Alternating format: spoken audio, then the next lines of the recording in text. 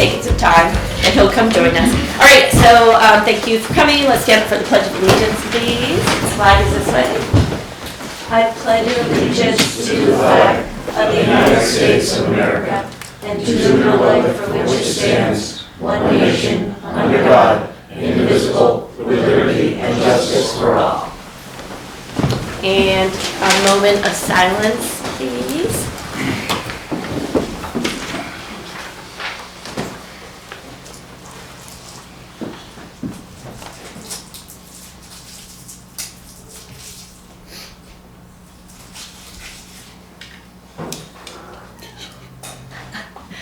All right, thanks for coming. It's a May 11th Select Board meeting, so you're in the right places. That's where you're meant to be. Welcome, Paul. Is it him? Yeah. Come on in. We had a plan to have you come in and just all be like, so we just did a moment of silence, so you're hardly in state. All right, so first on the agenda, we have a pretty good, big and bulky agenda here. We got approval of minutes. We're going to start with the April 27th, 2026 Select Board Public Meeting minutes. Any comments or changes? Anyone want to make a motion if they feel like they were? I'll make a motion as long as everybody's good. We're good, man. All right. Okay, All right. Second, anyone? Second. All right, Taylor seconds. All in favor of accepting the minutes as written from April 27th? Aye. Aye. Okay, so 4-0-0. Next one is from the non-public meeting we had on that same night, 4/27/2026. And I'll entertain a motion.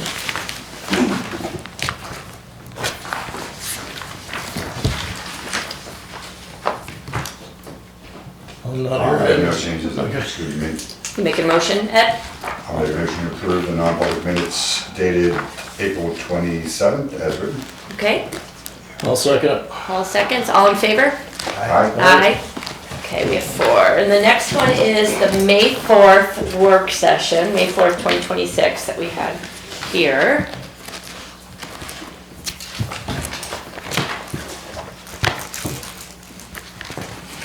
And I'll make a motion. Taylor makes a to motion. accept May 4th Okay, work session minutes. all right. I'll second. All right, Paul second, all in favor? Aye. Aye.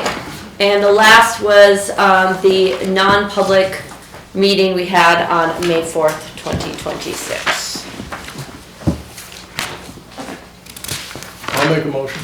Okay, Paul makes a motion, I'll second. Taylor seconds, all in favor? Aye. Okay, unanimous for all those, Vicky.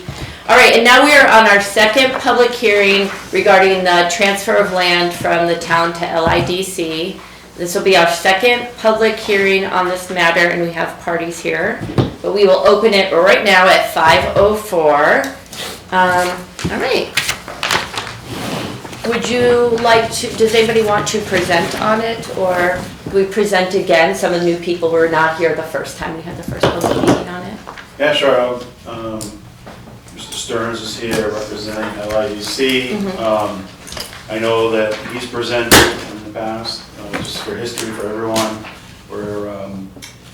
We've been working over the last 2 months, we started the discussion before town meeting of taking a portion of land that is owned and operated right now by a transfer facility and transferring it to LIDC. And the Board of Selectmen has the authority to authorize that transfer. Requirement is that we went to the planning board, we went to the Conservation Commission to review this plan. It's a lot line adjustment. So we've done that. We've held the first public hearing, and this evening is our second public hearing. Following this public hearing, the board has a time frame, a very limited time frame, that you will need to take a vote to authorize this transfer or not. And we have that scheduled right now for the 21st of May. So basically what you're looking at here is LIDC's, they've already begun making some improvements for their next phase of development. making improvements to their access road. And along with that, we're hopeful that this transfer will be approved, which will open up the first chunk of land, about 30 acres here as the transfer represents. And it's really a good prime site for a future economic development project, whatever that might be. A good portion of this land too, I think, is pretty wet, so you're not going to be able to develop too much of it. And that's where we are. I think everyone's heard the presentation the board has. Yeah, we have. All right. Do you want to say anything, Chad, before Yeah, I I open could just the public? add a little bit. This is zoned industrial. It is, you know, if you think of the transfer station and the property that it uses, this portion is behind the berm that's been created where no one really operates or does anything. There's no real need for the town, at least as I understand it, for this particular tract of land. As Troy alluded to, there are some challenges with the property. So even though it's 30 acres, it's not 30 acres of prime developable land. You know, that there's the power line that goes through it. There is some wetlands, there's a stream. I think this is, though, a good opportunity to be able to bring a business in to the community that pays good job, you know, good wages, pays taxes. So I think it's a good fit. And open to any questions. I apologize for not being here for the first public hearing. I had to pick up my daughter at the train station No, from it's totally fine. New York City. So. No worries.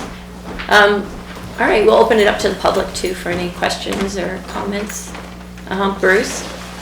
Well, I got told at one of the hearings that I went to that the Eversource gave the town $8,000. Where's the money? I'm asking, you know what I asked? Oh, I know the question. I ask people and I And don't I'm asking, know. where's the money that they Right. in turn came up with at that meeting? I'm It guessing came it from went to the general Conservation fund. Committee. We just check with the treasurer, show our ledger. I don't know now, that's. Yeah, Yeah, I don't have any knowledge of that. I mean, I tried you to. can try to find out. Well, the Conservation Committee, So what was this, Mr. Hadlock? Was it a grant, a donation to the Conservation Commission for something? You do have an Conservation answer? Committee was there at the meeting. I could offer some background. Thank you. It was from, I can't quite remember when, but before they did their recent polls, Eversource was going around trying to shore up some easements. As you can imagine, a lot of those old easements were handshake, word of mouth.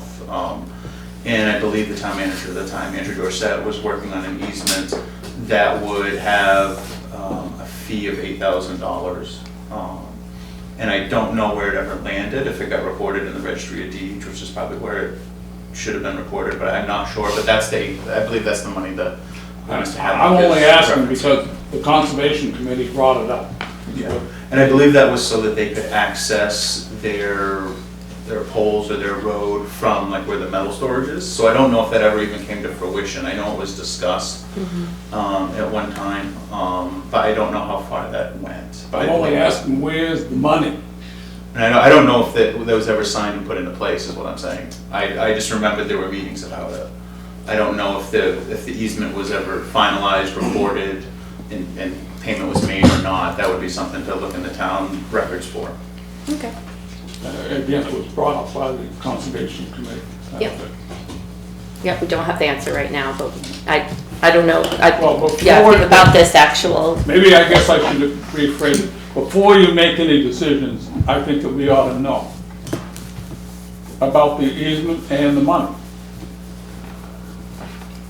okay, take that under the That would be my consideration. suggestion. Okay, thank you.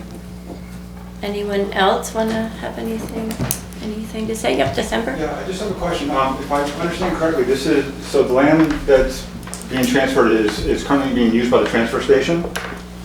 Or did I mishear that? No, Oh, okay. it's behind the transfer station. Oh, kind of okay. Yep. Oh, so it wouldn't be possible, I know there's been some talk of potentially maybe putting a scale down the road and some expansion of the transfer station.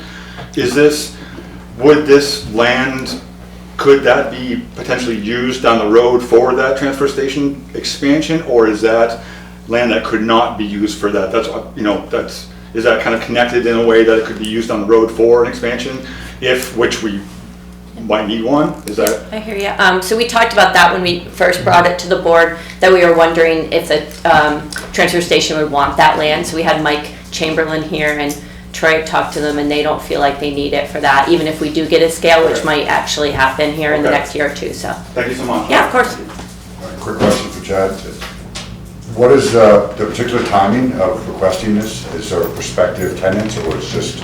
We don't have any, we don't You're have anyone involved in like in the expansion fire, just effort? like, no, we don't, we're always talking to people, you know, I talked to somebody this afternoon actually that's interested in moving their business to Littleton, so we're working Great. with our partners at the town, at Water and Light and Discovery, and is this a good fit for the community, but nothing on this specific site. But, you know, last year I talked with a handful of companies throughout the course of the fall, actually. So it happens, but it's just, it's always good to have that, the property, you know, in hand, and then we can use that for a match for a grant, and Does LIDC typically sell or lease parcels? we sell. So say, you know, so we've got the piece that the town gave us, town meeting vote a few years ago, that's 48 acres, give or take. And then this, but what we typically do is we will cut a chunk off, right? So if a business comes in and says, you know what, I want 10,000, I need a 10,000 square foot building, I need to be able to get 53-foot tractor trailers in. You know, my architect says, this is the space I need. A lot of times they want more and more and more, but we say, you know what, we're gonna give you 5 acres or whatever it is, or sell, I should say, it's not give. But we carve off what they need. You know, we have a few smaller lots throughout the park that Yep. unfortunately they just don't fit, you know, whether it's topography or shape, it doesn't always work out. But we tend to just carve out what they need rather than just give them a 40 acres and let them figure it out. We try to really control that. Good, thanks. I think it's good to note for the record, this is essentially unused and unneeded town land that we're seeking to get on the tax rolls eventually to generate revenue. Good point. Excuse me. Oh, yeah, sorry. Can you state your name? My name is Herbert Will. Oh, yeah. Aren't there already some empty properties or developed properties that aren't being used at this point there? Yes. You can. Yeah, so Devices. yeah, so right now I think there is Kamek. Yep. You know, they recently moved out of their building. There is Frito-Lay, which I believe actually was recently bought. There's the SNS building. Is Schwann open now? It was Schwann's and I think Frito-Lay. Then Frito-Lay came in. Yeah, so there are a couple buildings currently that are unoccupied right now. Unfortunately, not everybody that reaches out with interest can fit into what's already been made. A lot of those buildings have small, or they're short, you know. A lot of your manufacturing buildings right now, people want 30-foot ceilings. You know, they want to be able to store stuff. Or the buildings that are there, they're not on a whole lot of land, so it makes it a little bit more difficult when it comes to meeting people's needs. So, yeah, so right now, even though there are, you know, a couple of buildings, it's not prime buildings that are gonna go fast, and it's not what people are looking for when they reach out. Thank you. Lori? Yep. So I don't know what the proper timing is, but during this transfer, if it makes sense to save funds for the legal switchover, that Water and Light needs an easement for both water and electric to be issued. So if you're gonna do legal to do the transfer, it might make sense just to include that as well. Okay. All right, thank you. Bruce? A little background on it. It was a Mr. Little and his wife who deeded the property over there on it from that time.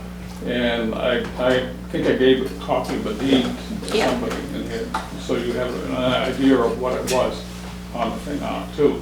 And then they did the transfer, and I'm not sure whether that was any of the stamp company, or coin company, I should say, or whether it was, but there's still a big portion of it. At one time, the police department was using a rifle range or a shooting range down there, which I don't think they do that anymore, from what I've heard. No, they don't. From that part. But I'm completely different on the thing on it. I don't want to give it to them. I want them to have it, but I want to get paid. The people of Littleton put up the money on it, and they should have a note signed, so if they sell the property off it, that we should be able to get the money back for the community. This is not a free thing to be given away to them at all. They in turn have got a lot of money. They won't tell you how much it is at this stage of the game, but they in turn had the one, I call it Arts Act. You don't remember that, but it was a dance hall, a stamp company up in Apthorpe that was sold. And it was originally purchased at this stage for the state of New Hampshire. And they sold it to them, and that's where the college is. But the money in turn was given to that, and they got a bundle of money out of that thing, didn't you? Yes, we were 50/50 owners with NCIC. Right. So consequently, they've actually got the money, but I'm not saying that we should charge them now. But if they sell the property out of the thing on it, you just take a note and make it subject to getting a note. And you should have had it appraised. It should have been done before now. But if you have it appraised, and you get set a figure on the thing on it, as far as the actual 28 or 29 acres out of the thing on it. And what you do is you just have it set up so if in fact they sell it off, they end up taking and paying off the amount of money back to the town, because the townspeople put up the money. So you just don't give everything away back to the industrial park, just get paid back on it so that, I mean, you've got commercial people, you've got private people, that it should be paid back on it. There's nothing on it. If you okay it, you should do it with a note. Not asking them to pay it, only in the event that they sell it. They sell it, when they sell it, whatever the figure you come up with out of the thing on from that part. But I think what they paid for it, they paid, I think it was $25,000 for it. And I think they paid him over a 5-year period of time, $5,000 a year on the thing as far as that part to Mr. Little. But again, the people put up the money. So if you're going to do it, you end up giving it back. And if they sell it off, when they sell it off, you get the money on it. That's just like a lien or a tax lien on it, and you do it, and then they get paid back out of the thing on it, equivalent to an appraisal. Not on the basis of what they got in there, but on the basis of 29 acres now. And it should have been done long before now. All right, thank you for that. Anyone, Taylor? Just sort of a follow-up to that. Chad, do you have any idea, like, what's the annual tax revenue to the town from the properties at the industrial park? Not off the top of my head, but I think since the inception of the industrial park, it's probably somewhere around 15 million. So, yeah, I think But that was mostly open field and stuff beforehand. it was probably that. There was a lot of stumps and tire dump. There was an old gravel pit that probably would have fell into wetlands if it hadn't been acted on. So, yeah, there is, you know, once one of those pieces is sold and a $5 million building is put onto it, you'll see some money. Yeah. And about how many jobs do you got out there now? I'd say we got around, it varies, but I think last count I had around 1,200 jobs. Wow. So the benefits are that right there as well. Yep. And I will say we are an all-volunteer board, so there's no Right. paid positions on this board. In addition, you know, the money that we did make from selling of the Learning Center has been put back into the park and into the community. You know, I think the culvert and the wetlands, everything that we're working on right now behind the industrial park, that was a $210,000 NBRC grant, and we're putting up $250,000 of our own money. You know, mainly from the proceeds of that sale. So it's not like we're just sitting on cash, you know, watching the interest come in. It's being put back into the community. Right. I was on the original board on that part of it when they did it, and we bought from Littleton sand and gravel. And it was Harriet Tilton on that part. And we ended up buying a portion of it from Clint Kelly, had a portion of it that went down to the railroad crossing pertaining to it from that end.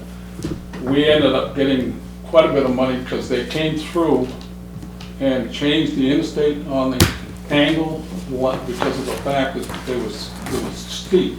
And they brought in a whole bunch of money from that part, and we got a lot of money that went to the industrial park out of the thing on it from that part. Well, that was the best thing you guys could have done those Well, years ago. Yeah. That's set us up for just something no other community up here. Yeah, The we're the first only one that ones. we ever sold it to was we met with him down at Continental 93. Paul wasn't even there. And we sold it to him for $50,000 out of it. And when we sold it to them, we put an attachment on the thing that said that we had 800 people that weren't working in Littleton because 2 shoe shops had closed. Oh, yeah. And so we told them that if they were coming from Connecticut, because they already had a plant down in Lincoln, and we told them that we'll sell it to you for the $50,000 and we'll go back to the town to get it fixed up for the road and the sewer line from that back. And they voted on that, about $300,000, I think it was, that the community put into it. But when we ended up selling it off, and the first piece, we put it in the agreement that said they could only bring 8 people with them, okay, Yeah. from Connecticut. We Wanna give wanted local them jobs. to employ all the people from up here. Yeah, So yeah. that was the agreement that we had. You're just, yeah, proving another point of like all the jobs that come in and know great. them. Yeah, it is great. It's cool to have that history. We're not taking a vote today because we're gonna do it on the 21st. This was just to hear from the public one last time.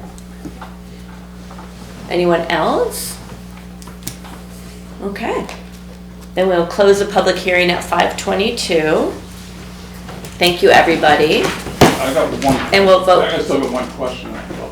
How did it get into this particular way of selling it? And you- Who steered it? Because I talked to you and Yeah, we you, talked on the phone. and I talked to you on the phone and I asked you, Sure and you did. said there's been no contact whatsoever.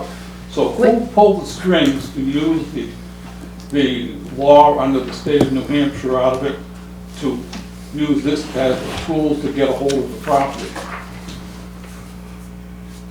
I Well, would think, Like I said, we've been in discussion, staff, myself, been in discussion with LIDC now for at least 3.5 months. At least. When I understood the concept, I reached out to our attorney, asked them if I was working probably on a special warrant article. It was pointed out to me that we already had adopted authority for the select board to transfer a property. And That's only because of the law. But I don't think, if you're the one that did it, I don't think you did it right. That's not. Bruce, do you I mind not just- interrupting our Yeah, town manager? that's Just, fine. you really should be asking me Yeah, to speak. yeah. And he was I don't trying to know. explain I don't something. know how to answer your question, other than that I've worked with our attorney, who specializes in municipal law and has researched the file, and we're following what our attorney has told us to do. I have to believe that the attorney knows what she's doing with this matter. That's what I'm doing. I'm following But instructions if you from put the it on, town's if you put it legal on the attorney. town warrant, out of the thing on it, it would have probably passed anyway. But why would you in turn go to that particular unit to be able to do it? I just don't believe in it. I don't think that, if you're the one that's You don't doing have it, to I don't believe in think that you should be doing that type of stuff. That's not All right. your job. All I'm right. not doing it, I'm just, We're I'm just following the process that's been approved, and we're following the state law and the local process, so. Yeah. All right, let's move on to business. So we have 8 different items of business tonight that we'll be moving through. Very few are actually having any votes done, so they're more presentations. The first one, there'll be a vote, but then a lot of presentations in a row. So we'll start with Joanna speaking to us about a new street name, to rename a street in Littleton. Would you like to Sure. present? Thanks. So a property sold on Mount Misery Road, and it's on the Class 6 portion, and he's looking for an address. One end of Mount Misery Road, you access it off of North Littleton Road, and it's town maintained on that end. Mm-hmm.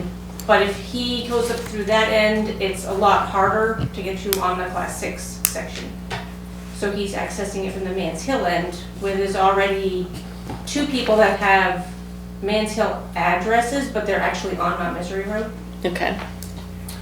So Casey Gordon, our E911 rep from the state recommended that we issue a different street name for the end that he's accessing it from, Okay. which would mean that the two people on the road but have a Mans Hill address would need to change their address. So I reached out to them and asked them if they would, I told them the situation, then asked them, would they mind if we changed the street name? And then I recommended to them that, suggested that we name it after them. Their last name is Hopkins. Both of them were perfectly fine with it. So with their It's a nice name for a road. voluntary consent, we don't have to have a public hearing to change the name. Okay. I just need the select board to approve the name. And I did check with police and fire, and they both were okay with that section being named, as long as it's clearly identified. Little known fact, my dad and mom lived on Harrington Avenue in Vermont. My dad got to go name it because it was only like his house or something. Let me start with the board if there's any discussion. I see that there's a question out there or a comment, but I just want to give our board a chance since it's their meeting here. So, any feelings about this? It's basically a name change, correct? That's all there is to it. And there's two people. Yep, and there's an estimated distance on the Map form here? I filled out for Yep. you. That way, so people in the future will know how far this street name goes. It's at a point where the road turns, or the class 6. It's 1.64 miles, it looks like, so. And there's just two houses on that now, but in the future, right, there Yep, might be more. these people, they just want to put a shed there for now, so that when they come up and they have a place to put, they've got to start maintaining the property, putting up some trees, getting it ready for a house, but they need an address for Right. emergency purposes. This was privately maintained before? Or, He's been talking with Eric about the maintenance of it. Eric's in the back, so is it privately maintained, Eric? Yeah, it's, It- yeah. Okay. Hopkins lived there ever since I was little. Oh, that's your comment you wanted to say? No, that's not. That's pretty really cool. I don't think you can do it until you talk to the post office. I think it's all set, right? Yeah. I don't have to talk to the post office. The post office in turn has to okay all those things, I believe, on when you do it. No? Okay. There's a lot of things over time that they changed the rules too, so some things that There's when I was a kid. E911 addresses and postal Yeah, street addresses, and they're sometimes different. the regulatory stuff But changed. there's no chance of this triggering the town having to maintain a class 6 road, right? Correct. Correct. I have no problem with it. Bill? Yeah, go to,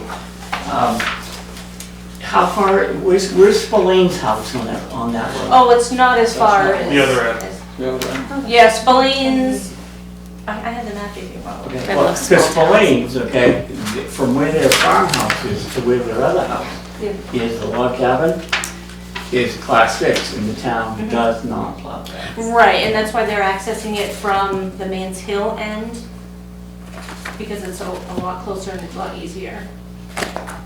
Instead of Mount Misery. They're coming No, in. instead of, right. the Oh, I Mount see. Misery Yep, side yep, on yep, the, yep. little So that they plow their way in, or they seasonal? They just barely bought it, so I don't know. They'll figure out what they're gonna do in the winter. They're gonna have to plow Well, if they're gonna tell get them. there. They might be buying a John Deere soon. Well, with that's something to plow. think about for them. All right, I see Eric's hand up. Yeah, so, I want to say it was like 2 weeks ago, Chief Miller, myself, and Keith Reinhardt met with the owner out there, and also Mr. Hopkins. And we kind of went over the entire scenario with him. I made it very clear. It is a class 6 road, unmaintained, no matter how much, or how big of a house, or whatever you put out there. You'd be responsible for any maintenance on it that you need to do, but it doesn't make it yours. It's still open to the public. Yep. They're able to drive it, access it, as long as they're not destroying it. If they're destroying it, I said, then, contact the town, let us handle it from that point on. He said he works for a municipality down in Massachusetts. He says, no, I understand that. He's been great to work with. He just wants to be able to get to his future house without going over a trail. Yeah. So, We talked about work that, you know, we'd like to see done, and he was amicable to it, but, you know, it's just kind of a, here it is, what you put into it, you know, gotta be for the better, not the worse. And everybody still gets to enjoy it. Did you have something, Paul? Yeah, so bottom line, we're not gonna be dumping taxpayer money into rebuilding a road, drainage, asphalt, blah, blah, blah. Not a cent. Not a cent, okay? Well, I'm good with it. That was a good question. Yes, Bruce? Well, those class 6 roads and stuff like that, the town of Littleton actually has closed a lot of roads subject to bars and gates on it from that part. And they can go back and open them too, if they wanted to, but there's an awful lot of town roads that go up over Fire Hill is one of them, to give you an example. Oh, yeah. That road in turn is closed subject to bar and gates out of it. You know, they have another one down on the Lisbon Road. They have the one that's up on the, where Birdings and like up in that and way at the end. There's a road that goes down through there. More court. More court, yeah, and they closed those things subject to bars and gates out of it from that part. But they can reopen, but why they kept doing them was that they were old roads out of it, and they wanted them in case of fire, for forest fires out of the thing on it. And it was an access to being able to get in there and driving through them from the forest fire position on it. Makes sense. And if you have a forest fire in New Hampshire, it's paid for by the state, it's not by the town. So that's where if you had one and they had to go fight, the bills in turn are paid for by the state on any forest fire. Okay. This one does require a motion and a vote to change the Bill has- name. I have one more question. Oh, I'm sorry, Bill, I didn't That's see okay, your no, hand. that's okay. Like, I know Spillane has talked to me about his situation over there. He owns a farmhouse prior to the house he has at the end of the road that they closed years ago, which used to be a town road. They plowed it for years. And they made it in class 6. And now he wants to bring it back, and the guy is willing to help pay to do it. But if the town doesn't do it, there's a good chance he's gonna sue. And I think we should start taking a closer look at these class 6 roads and what we're gonna do with them. Because, you know, stuff he showed me, you know, he's got some good points. Where they're handicapped, right? And that creates another whole problem. So I don't know, Isn't it needs to be Dana discussed. West up there on that too? Dana's all the way up after Yeah. Spawn, right? And, but that was never a town road from there on. Right. It was something he put in. But, yeah, I think you should like table this and talk about it some more, because I think you're gonna open a big can of worms. Table this? Yeah. Did Spill? did- Yeah, but Chief's Okay, got some. Chiefs, yeah, by Chief. This is apples and oranges. What Mr. Spillane is dealing with is a completely different situation. We intend to, or the intent is to rename this portion of the roadway for emergency response as well. We don't want to end up on Mount Misery Road to get to a class 6 road for something that's happening 3 miles away on the other side of the mountain that we can't get to. Naming it, not changing. So what this is doing is allowing us to establish a roadway for emergency response. So we can get to this person's campsite and to the Hopkins residence, there's 2 of them, without confusing the location. And that's this simple. That's exactly what we're doing. Let's not over-explain what's going on. Bill's point is a good one, though. People build on class 6 roads, and then after a while, they want the town to take it on. It happens all the time. Right. But we have a standard for that. And so it's by 1,000 cuts sometimes. You do need to watch. There's towns, I think, that will not allow people to build or year-round residences on class 6. I think you can do that, but we don't want to step on people's property rights. But what happens, people build, and over time, maybe more people build. And then they're like, how come I'm not getting my road maintained and plowed? They had to bring it up to standards in order for the town, for the select board to take it over. That's right, that's They the have rule, to. is they have to do it They have themselves, or they can petition by warrant article to have the town do And I think that. they wouldn't do it in Littleton until you had 3 houses on the road. That's how, Well, that's a pretty low threshold, though. that was a threshold. Yeah, it's a low threshold. You could have a camp or a barn, something called, and that makes 3 structures, and pretty Oh, soon. maybe it's not a non. You're taking on another not mile of camp. For road. living in it, they wanted it that way. Yeah. Right. What they said. It's a good point, though, I think about I don't know. class 6 roads. But we're just renaming it, we're not changing classification. I think I feel comfortable with the renaming versus, I feel like that is, I understand what you're saying, but I don't know if the renaming changes the ability for them to, I just don't see the total correlation. But he didn't call me to explain it more, so. What do you all think?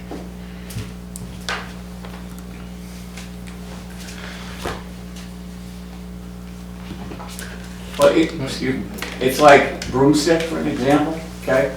You've got some people on the North Littleton side of broomstick, Yeah. and then you got some on the Vans Hill side. Right, so they tried to get it changed so it could be east and west broomstick, Mm-hmm. and the town didn't want to do anything about it. But it's gonna bring up more problems. I have a property owner that wants to build and he needs an address and there's, No it can't be address. Mount Misery because No, I see yeah, that. because they can't come all the way through. So we figured this was the best solution and I worked with the state on it. So. Okay, yeah, I feel comfortable with the work you've done on it. And we've renamed roads before since I've been on the board, or named roads.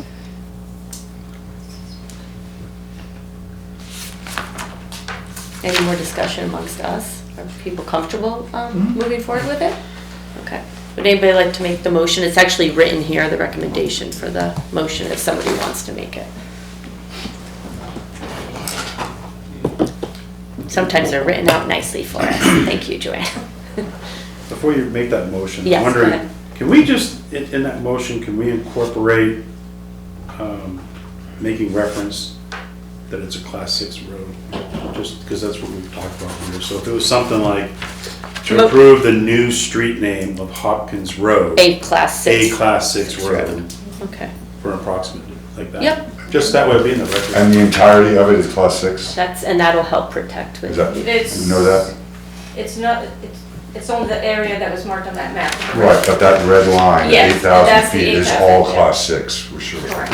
But That's a putting good it into point. the motion's a great idea, because then if for Yeah. any changes later, right, it'll, Yeah. all right, so were you gonna make the motion, Taylor? Sure, I'll Okay. make that motion. Would you like me to read it? Yes, please.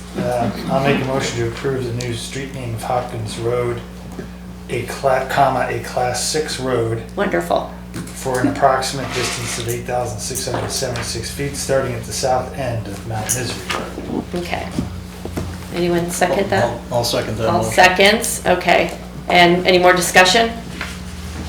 And vote, all in favor? Aye. Aye. Opposed and abstained. 400. Thank you. Okay. All right. Next one, we have a presentation. This is a non-voting. This is just a presentation from Littleton Senior Center updates. Kathleen Vasconcelos? Really? Did I say it right? Pretty And she's the executive director of the senior center.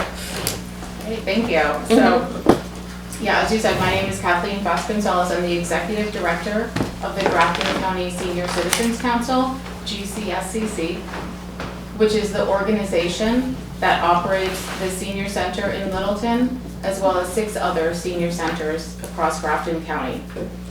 So thank you for the opportunity to speak with you tonight about the senior center. Recent public comments regarding tracking and reporting of GCSCC's data are misleading. Annually, we produce funding requests for towns in Grafton County and prepare documentation to accompany those requests. The documentation includes several data points, including the number of residents served from each town, and the number of services provided to those residents. The funding we request is a small percentage of the cost to provide those services. During the most recent year, we discovered that the number of residents served was reported inaccurately in previous years, as it included duplicates.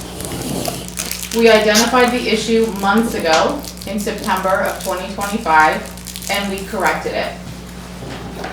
The cause of the issue was a misinterpretation of the data for that one data point. The number of residents who received each type of service was added. For example, the number who received a bus ride, the number who received a meal, the number who participated in activities. But in some cases, one resident could receive multiple services. So, for example, a meal as well as a bus ride. So adding the number of people who received each service resulted in a total number that included duplicates. The number of services provided has always been reported accurately, and that is what we based our funding request on. We multiplied the number of services provided by the cost of each service unit to determine the total cost of providing those services. So for the last full state fiscal year, July 1, 2024 through June 30, 2025, it cost our organization more than $500,000 to provide services for Littleton residents. Just Littleton residents, just in that 1 year. We requested $35,750 from the town, which represents 7% of that cost. To pay for the other 93%, we have several funding streams, including federal, state, and county government, participant donations, and philanthropic donations from individuals, foundations, and companies. The data we track is extensive, and our database is accurate. I apologize for the misinterpretation of the one data point, number of residents served, and thank you for allowing me to clarify and set the record straight. We are so grateful for the town's support, and we believe our services are essential to the hundreds of Littleton residents who rely on them. One other topic is the use of the town building where the senior center is located. GCSCC rents that building from the town, and we make it available to community groups after hours whenever possible. So for us, after hours is evenings and weekends. We use MOUs with each group. We request an insurance certificate from each group. We do not charge a fee. And the groups allow members of the public to attend their function while they're using the space. If any of the groups are not able to provide a certificate of insurance, we as an agency require a staff member to be present. So they're there for the duration of that meeting or event. And an example is presentations by the Littleton Historical Society. Groups that have used the building include the Town of Littleton's Energy Conservation Committee and the Ammonoosuc River Local Advisory Committee. For many years, we allowed the farmers market to run an extension cord into the building to access electricity that we paid for. And there have also been transit needs assessment listening groups held in the building, as well as meetings of local Democrats and local Republicans. All of that is to say that GCSCC as an organization and the Littleton Senior Center locally are community oriented. The senior centers are community centers, and we are part of the community, and we believe it's important to be a good neighbor and partner. That said, if you as the town's leadership would like us to change the way we handle the use of the building, I would welcome that conversation and look forward to working with you on that. So thank you again for the opportunity to address those two matters. Thanks. Anything from the board? Thank you for coming to speak to us. Anything? No, I'm fine with the way it operates. Okay. I think we're just going to move on because it's not a voting matter, so we're just going to do a presentation. You can save it for a public comment, Bruce. Fine, that's fine. All right, so next we've got Gale River Thank you, Kathleen. Thank you. We have Gale River Property Dam Removal Site Protection Easement by Lori Hogan, who's also here too, who's the CEO of Littleton Water Light. And we have Commissioner Cooper here. Oh, and Commissioner Cooper, sorry. Yeah, Yeah. and our engineer, Gabe, is here as well. Okay, For hi. any questions that I can't answer that are in the details. So I'm not sure if everybody knows the history, but the property in Bethlehem, that we refer to as Gale River, was purchased in 1905. I'm sure at the recommendation of the commissioners, but because RSA restricts us from owning property, it was actually purchased in the name of the town of Littleton. A deed has been provided to the town manager to verify that that is the proper ownership structure and that you guys have all the coordinates and everything. It's been under the care and custody of Littleton Water and Light since that date. We pay property taxes to the town of Bethlehem, and we have maintained the parcel the whole time, which has been a series of, significant improvements over the time of different structures of how we bring surface water into our system to ship it to the town of Littleton, which is about 11 miles that we go. So I'm not exactly sure when the dam was put in, but the dam was put in to raise the level of the water so that it could go into the gatehouse and through its intake. And they have an old black house system where they would kind of rake out the solids and everything that came in.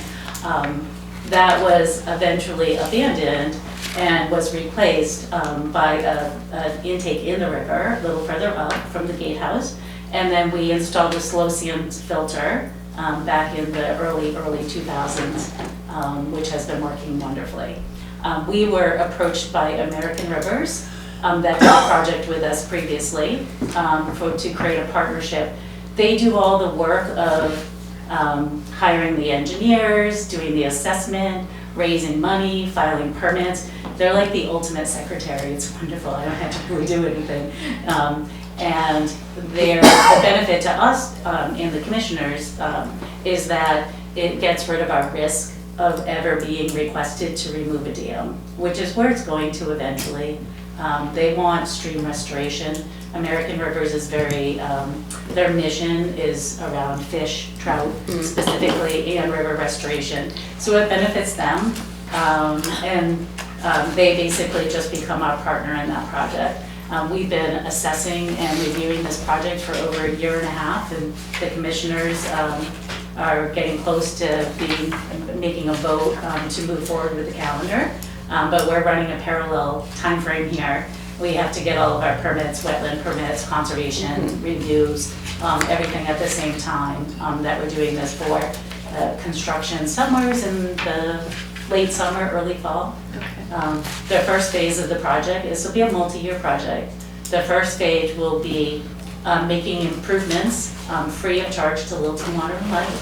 So we'll have all new infrastructure up there, brand new intake, piping, every gate valves, clear wells, everything that we need brand new to no cost to us. And then when we can validate that everything is working as it should be with the wonderful design and engineering that we're receiving, then the next phase of that would be to actually remove the dam and to remove the old infrastructure there. That would be demoed, and they'd be creating a redundant system for us, which we insisted on because we have a redundant system now, through a dry hydrant. So that's what we're looking to get started on. The permit, I believe you have a copy of the permit.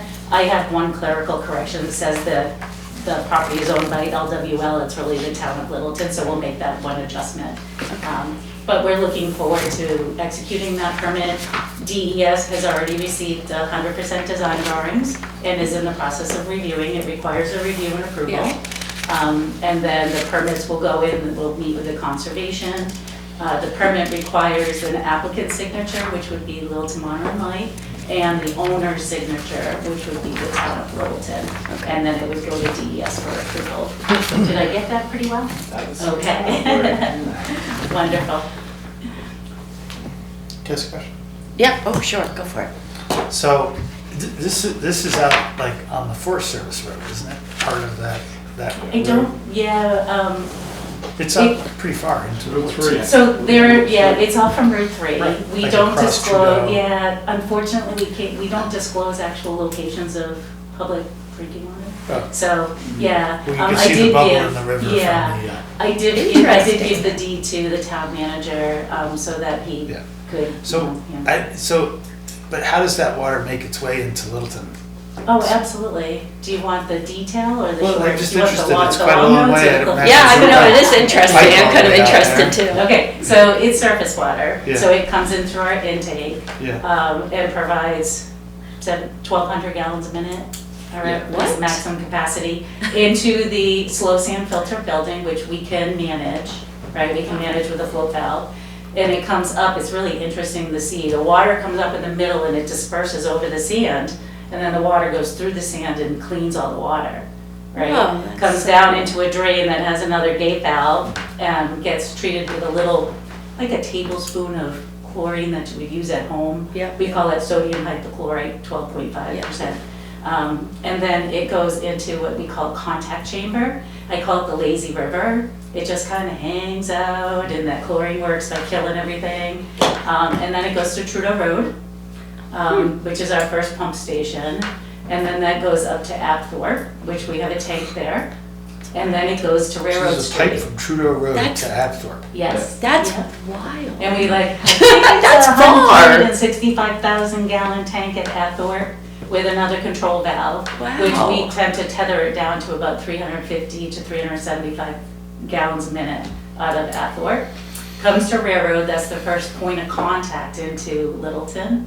And then, now remember, this is all a gravity system too. Yeah, it's Yeah. fascinating. And then it starts to go through Littleton, whether you're in Oak Hill or Mount Eustis that feeds Meadow, hospital pump, and all of that Oh, yeah. fun stuff. Holy Christ. Yeah, Wow, that So light over is, there. learn something new every day, yeah.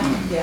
So this is the first presentation and then you have to wait for the DES and, or? Oh, you're looking for- we've been doing this for a year and a half. We've had multiple. Oh, I mean, but to yeah. us, are you needing approval or anything, or just kind of Yes. presentation today? No, We have we're to sign just, it. we're just. We do have to needing sign this, approval, okay. And I think Troy was going to recommend that you guys give him the authority to execute it. Oh, okay, you don't wasn't- need it from each one of us. I Okay. wasn't sure if it needed a vote or if he had the express authority, Yeah. so we just said, well, we'll. Well, it's good to come presented anyway, because we learned a lot. It's Yeah. interesting and, Yeah, yeah, and you won't see any of the construction because it'll be happening in Bethlehem. Right. Is the dam considered to be town property?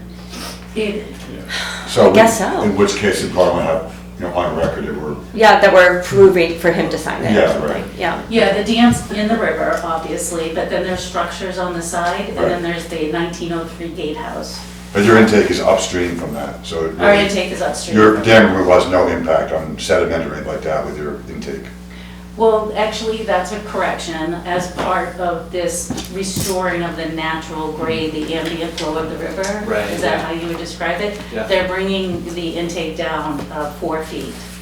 And that's why we're getting all brand new infrastructure. Oh, okay. Yeah, and that's gonna be, because they've done a very detailed You have to lower your drop point analysis. at some point. Yeah, Yeah, the dam is holding back sediment, so it's kind of controlling the elevation of the river. When we take that dam out, yeah, we're gonna Yeah. need to, just to be safe. So they dredge out a lot of sediment, or they send it down the river, basically?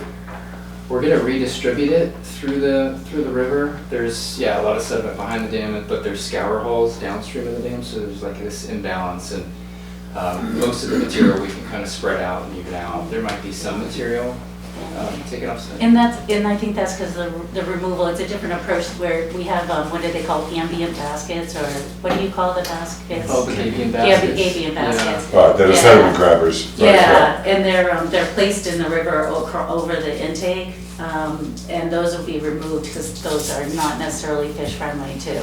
Right. But it's not the Yeah. best, Right. newest version of how to do an intake. Right, right, So, yeah.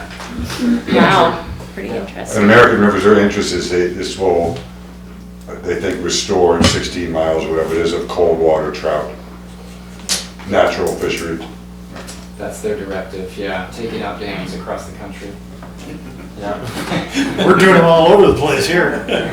Oh, I know, this is the second meeting in a row we've talked about dams, right?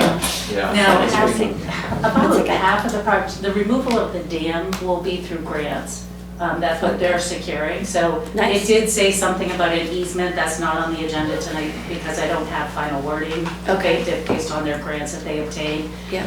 The work on the intake and everything that needs to be done to lower the 4 feet is being paid for by private funding through relationships with American Rivers and their members. Wonderful. So wouldn't they be a party to this permit if they're doing the work? Our engineering company is kind of the agent. Okay. So Yeah, we're- like owner's engineer, keeping an eye on things and stuff? Exactly, yeah. So we do the design, and then when we do the construction, we'll oversee that construction to make sure it's done according to specifications, representing American Rivers and the owner. Cool. And that was the way, All right, yeah, I'll take a couple questions because we are voting Bill, tonight, so Bill. I have a question for you, Larry. So the company that, Get like crank here. That's okay. Go ahead. the company that's building it, okay, how do they recoup what they have into it? And do they charge you so much per, what do they call it, cubic foot of water for the town? No, So is it all there's free? zero cost. Wow. It hasn't gone out to bid yet. It will go out, it's required to go out for bid, the normal bid process. When they did South Branch, Nathan Laflamme, a local person, received that bid, and we think very highly of him, not saying won't get it again, but they think very highly of him. But they are putting it out to a bid process, and there is zero cost. Wow. So you still have all access to the water that goes through that dam and no cost? Yep, we went through, and as part of the design, we figured out how to get the water continue to flowing into our system through redirecting, and it's, complicated. So how many gallons of water do we have available in storage around town? In storage, 3.6 million, Whoa. All right. and that's on our That's the fire DES. flow, isn't it? That's, well, it's storage, Yeah. Storage is technically required for fire, Fire. but not for domestic Yeah, water. yeah. But yes, that's how much we have in Yeah, storage, okay. and it's all registered with DES on our permits. Your engines now, well, they'll pump anywhere from 1,000 to 2,000 gallons a minute. Wow. Yeah, doesn't take long. If you got 4 or 5, if you had a real bad fire, you could shut that thing down quick. Yeah, the Barney and Smith proved that. When Yeah. that fire- that Yeah. was- Oh, that was okay. how we used a lot of water. Yeah. All right, I think Bruce has something. I'd like to give you a little bit more information about it from that part. There used to be a north branch and a south branch on the Gale River. They put in a generator, which was diesel operated on the north branch? The south branch, South. it was, yeah. And they never had to turn it on. They did it because of the shortage of water. And they put it over there, and they were gonna pump it back over to the dam out of the canal.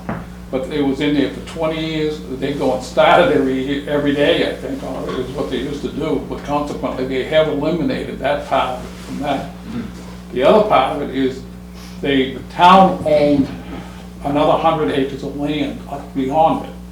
And they ended up voting, not a few years ago, to actually sell that part of it off. So they don't own all the watershed up there on it. I told Lori this morning of it, I heard something on TV that really bothered me. That the Forest Service in turn is moving out of Washington DC to a different place out west.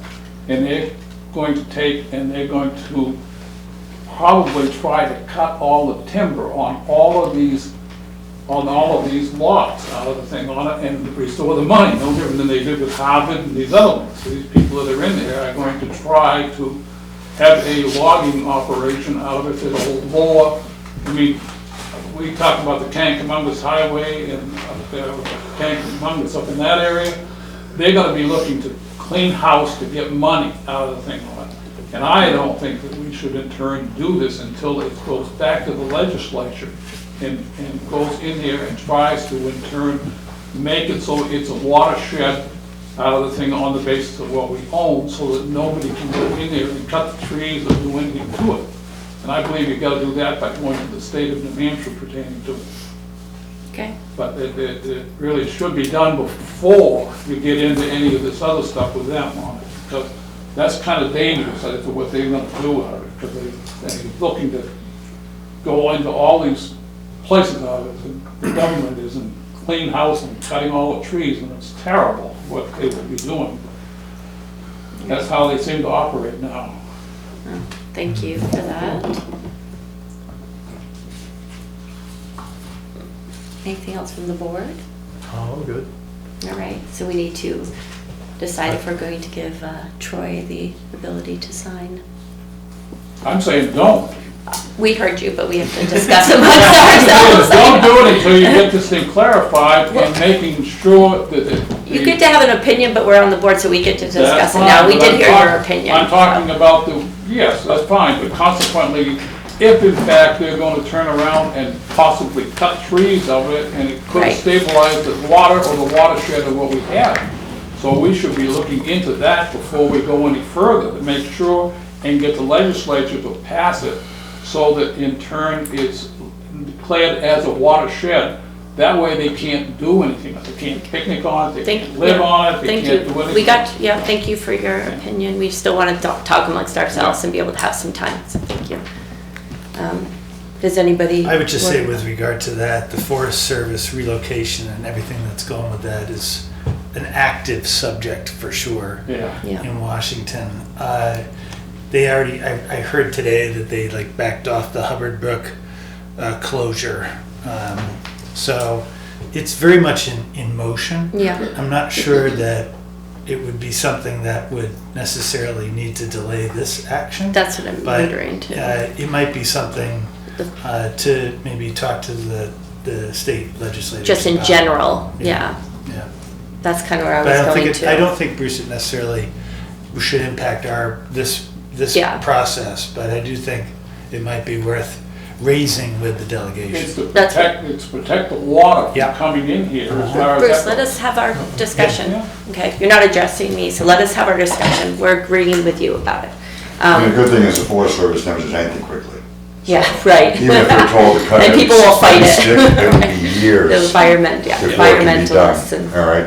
And the state has limited ability to declare federal land off limits from cutting. Yeah. They move at a glacial pace. There was a cut of, 200 acres. It went 3-4 years, and who knows how many hearings and environmental impact statements for a fairly It minor takes- cut. right. So the thing on our side is the sheer inertia of the federal government. Honestly, that's one of the best statements made here tonight. Yeah, it's just slow, and yes, but we should be aware of We that. rely on the Forest Service Yeah. for the watershed. It's That's scary right. about what I heard, so. Point well taken, but I still think we have to decide whether we're going to move on this. And so the action that we're considering is to give Troy the ability to basically close the deal. Yes, and keep working on And it's it. seasonal, right? You want to do the work, Lori? This summer. This summer, right? But Phase at one. low water, I assume. Phase one. Phase Okay, one. okay. Mhm. Yeah, low water, yeah. So I think the authorization is to authorize the town manager to Sign the permit execute any documents relating to phase one. Or do you want the whole? I think Just it's one this permit. New Hampshire DES This permit. permit covers the infiltration gallery upgrade and the dam removal. So it's, It's- The motion is specific to this reference. Yes. so that's it. Yeah. Are people comfortable with that? All right. So we make a motion to authorize the town manager to act as necessary to execute this project. As we That's the discussed. motion. Mm-hmm. Anyone want a second? I'll second it. Paul second. Any more discussion? Ed? I'm set. All right, let's take a vote. All in favor? Aye. Opposed? Abstained? 400. Okay, all right, we're on number 4 of business, which is, these are some review of policies that Manager Brown wants to and should. We're gonna review them every year, get in the habit of reviewing these policies every year. So the first one is Budget Development and Procedures Policy Adoption. And Troy, you're on. Okay, so this is a follow-up from our last meeting. It's an existing policy. As I explained the last meeting, I've reviewed it, made suggested improvements to it, updated it a bit. And the whole purpose is to start off the 2027 budget seasoned with clear direction from the board. I have clear direction, department heads have clear direction. And some response to comments from the budget committee over the 26th budget approval process, where they felt we needed to have a bit more of a formal process.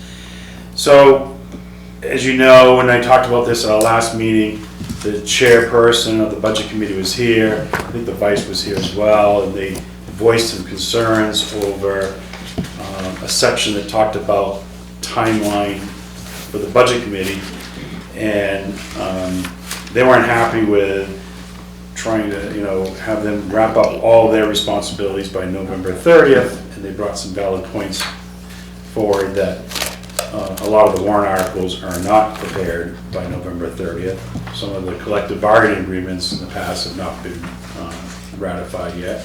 So I've worked with the budget committee chair and vice chair, and they have agreed to the language that you see now in red, which still sets the expectation that, the heavy lifting, the operating budget, the stuff we know, the goal is to have it completed by November 30th. And then we work throughout, that past that deadline, all the other items that are coming in. Yeah, it has to kind of be a staggered approach, but we can get the bulk of it, like you said, done. It's nice to have a target date. And one thing that was different and changes here was bringing the select board in a little bit earlier to the process, which was great too.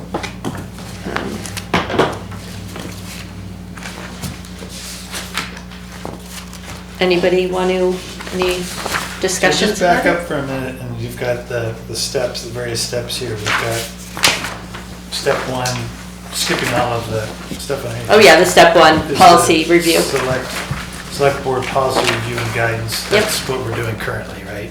That's this. Yes. So we can check that if we Yep. accomplish this. Yep. So then the departmental budget preparations are done by July 15th. Mm-hmm. And those, and then step three is town manager budget preparation. So that's internal to town, right? You and the department heads working on that. And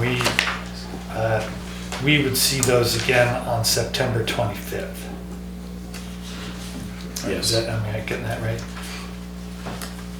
And then the budget committee gets it no later than October 15th. Yeah, so it gives, Couple weeks. the goal this year is to have some time in between the select board receiving the proposed budget and before the budget committee receives it, to make sure you're in agreement with it before there's a budget. So new guy question, how have you been doing it? Is that? Kind of the same time we've been seeing them. Yeah, I think, from what I've been told from department heads, I think this actually probably better represents the process that was used probably 5-6 years ago, kind of, and then things kind of got a little loosey, and I think this actually gets us back to what. They wanted it a little bit earlier, so they weren't pressed. But the issue on the language that Troy added here, which is good, is I think other warrant articles besides the general fund, which they would see in timely manner, but then you have capital reserve, petition, a bunch of other Petitions things come in that January. all add up to other taxes. Mm-hmm. That are more, takes more time for them to review, and it was written before to say, if you haven't done a review by this date, it's a cutoff, right? So this is more Yeah. broad to say, they may come in and make a change and revised, because remember, the board has not voted on the warrant articles at this point, right? So there's a chance of changes. Yeah. And Yeah, again, the old No, language there's there definitely was that the budget committee had not responded by a certain date, that we were going to consider it's not recommended, which is. doesn't make sense. Doesn't make sense. One way or the other, right? To assume it's approved or recommended or not recommended is not really fair if they have not expressed an opinion. But I think, in fairness, that the select board too, is over the last couple of years, we've, as Carrie had mentioned, I think the budget kind of gets developed, it's handed to the select board and budget committee It's like at the Google. same time. Yeah. And I think that's the feedback we received from the budget committee this year, is that they want to make sure that the select boards had the ability to review it, and they recommend it, they support it, so that it's not just still in works, still being, it's difficult, we just finished the budget process, so when you, like anything. Takes a whole year. Trying to put together a budget here, start working on it, July. You're not far into your current budget and knowing everything that's going on. So there still has to be an understanding. I think the select board and the budget committee all understand as you get closer to Thanksgiving, numbers start to firm up. There's changes that occur. It just happens. It's not gonna. So that's not gonna change. So just to finish, so October 15th, then it goes to budget committee, and then they have until November 30th to do the best they can with the information they have. So just one thing, and I know that we've been through this 100 times, but the use of actual days, it works for this year. So like 25th is a Friday, and we have a board meeting on the 28th. Summit's there. And then we have another meeting on the 12th before it goes to budget committee on the 15th. So it might be better to align those with select board meetings. Like second week of, third week of. And next year, the 25th will be a Saturday, and you're gonna eventually miss and give the select board only one meeting to review. So I'm not quite Maybe we write it in as the select board, it gets to have two meetings. Before the second meeting of the September boards. I mean, the budget committee likes to have it early too, and they have all the department heads visit and go through it, and we're invited to all those at the table. I just think we're obviously, gonna need 2 meetings. I think 2 meetings would For be sure. nicer. It's huge. Yeah, it's a lot to talk about. And I think, but I do think that this time, well, and it might be that on it, we could do that approach. We could just change it each year. But every single year, I do think that this needs to be looked at, and you need, because the big discussion point in this is, setting that guidance. So tweaking the dates, with the calendar. Maybe just have it say this so that I think you want to make sure that in the policy, it gives the select board 2 meetings. At a minimum. At a minimum. Yeah. To, maybe a work session. For a minute. Yeah, right. But And it two does regular meetings at the select board before it goes to budget. Some way to just make that the policy. Yeah. Meaning it might start a little bit later at Some budget. year, but- they might be like, well, I'm going on vacation that day, so 1 is fine. Right. And then it slips. Yeah. Right. Okay. Otherwise, I think this is good. Yeah. It's interesting because you can tell from this, if we start in July and town meeting day's not till March and deliberatives in February, that means that's a many months that budget season is. It gets really intense. And any of you that have come to the meetings have seen that. Are we taking, So if you want, one second, Bruce. We have 2 options here. We can approve the policy as amended, incorporating that language, which I can do. Yeah. Or we can, put it on the next agenda to come back and be adopted, but I think incorporating that I think language. this one we've already discussed once. Yeah, we already did. I'm comfortable with this one going forward because it's. But we'll add that at a minimum, just to have it in there. Just say with a minimum of 2 meetings. Okay, well then, with that, and then Okay, do you want to make a motion to, so this is, are we saying like it's a motion to, that we are adopting the reviewed? Yeah, it's got a signature block, so that's. Oh, and it that says would the be date, so, assumption. and then every Yeah. year you're gonna do a review, reviewed and amended, okay. we are. Right here, we're already here. Step 1. You're already on there, reviewed and amended, May 11th, On 2026. before June 30th, so we get extra points. Yeah. All right, so you made the motion to adopt it as is? Yeah. Or with the With the amendment? amendment. So we need a second.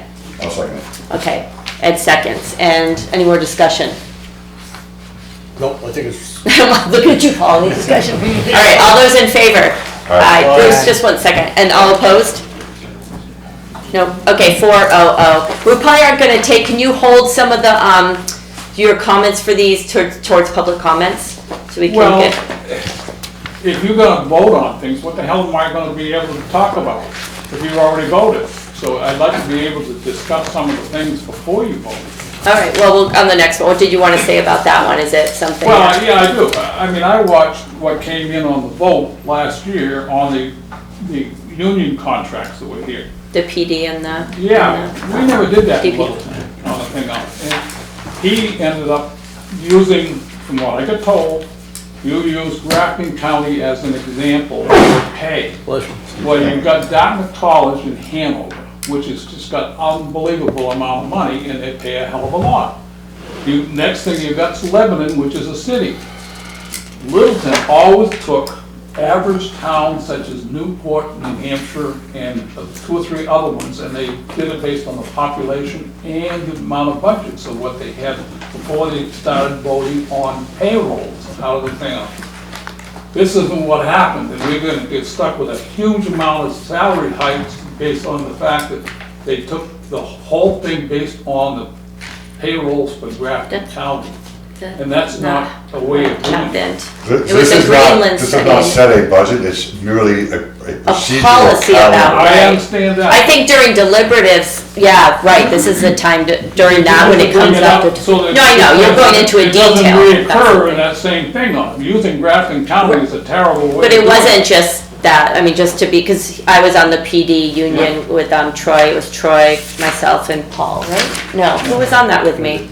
Police chief, deputy chief. Oh, yeah, they use it's called Greenland study, and there's multiple towns of multiple sizes. So we based it on that. I mean, I was there, so, But the at town, the table. the town of Littleton always did it the other way. Well, we didn't this last one. Can I comment on that? Yes, chief, it wasn't done this That's way. absolutely incorrect. I've been involved in this negotiating since I It started wasn't the department.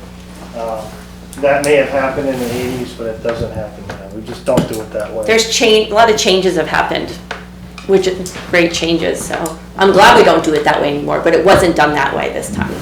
I know, it wasn't. That's why I'm saying it should be. Because No.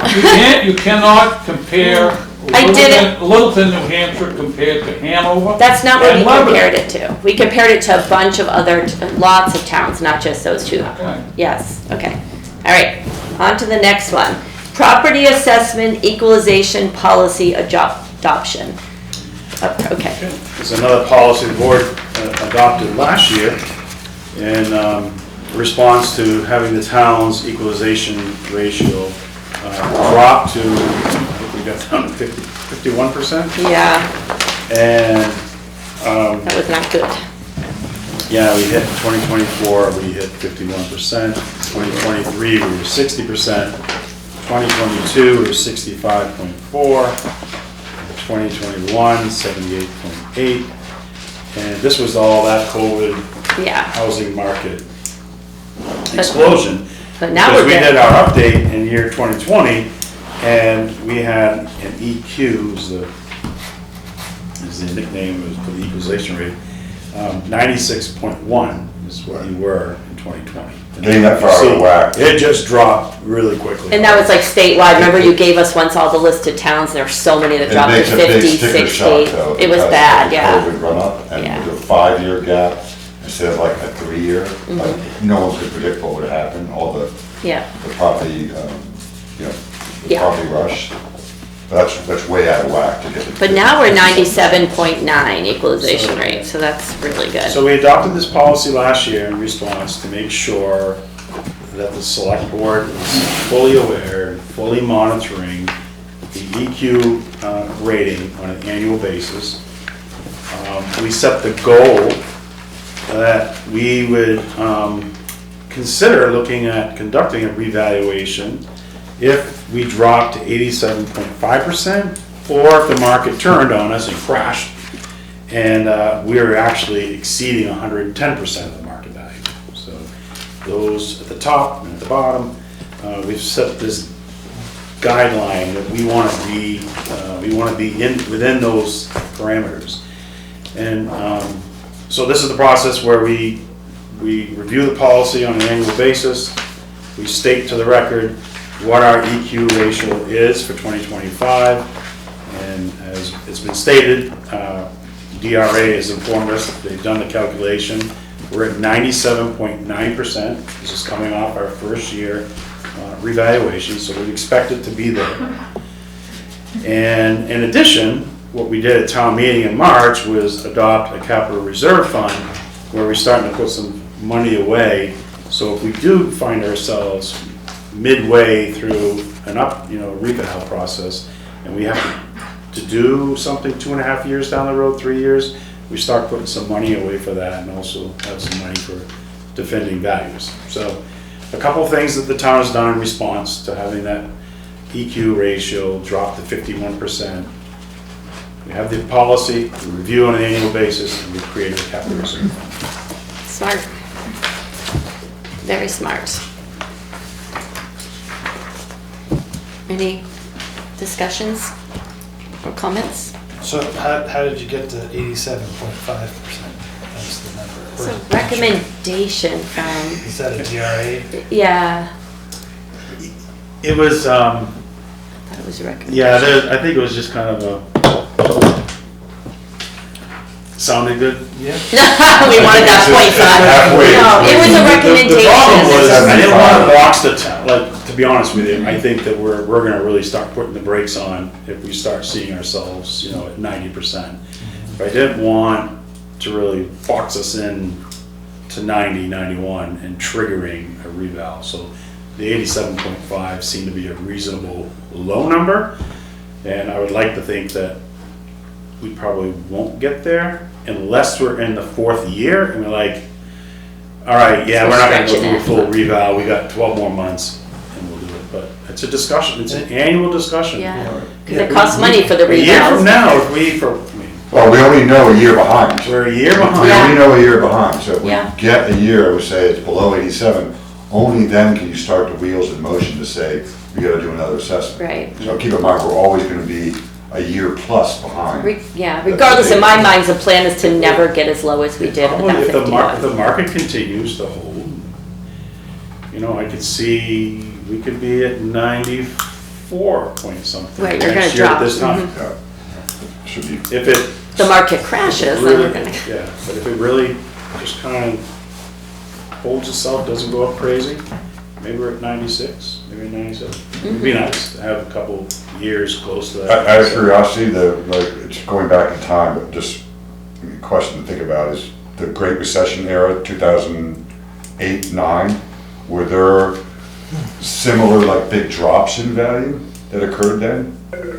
Because it was such a bad economic time? This chart just goes back to 2014. Yeah, it would be interesting to see. I'm guessing we went low, but I don't know if we ever got. That there may have been some drops in property values. Most people would think that it always goes up, but I think it probably went down in those years, or would have, unless our assessment was in front of and behind that dip, right, which was like a 2-year, 3-year dip. Just curious, so.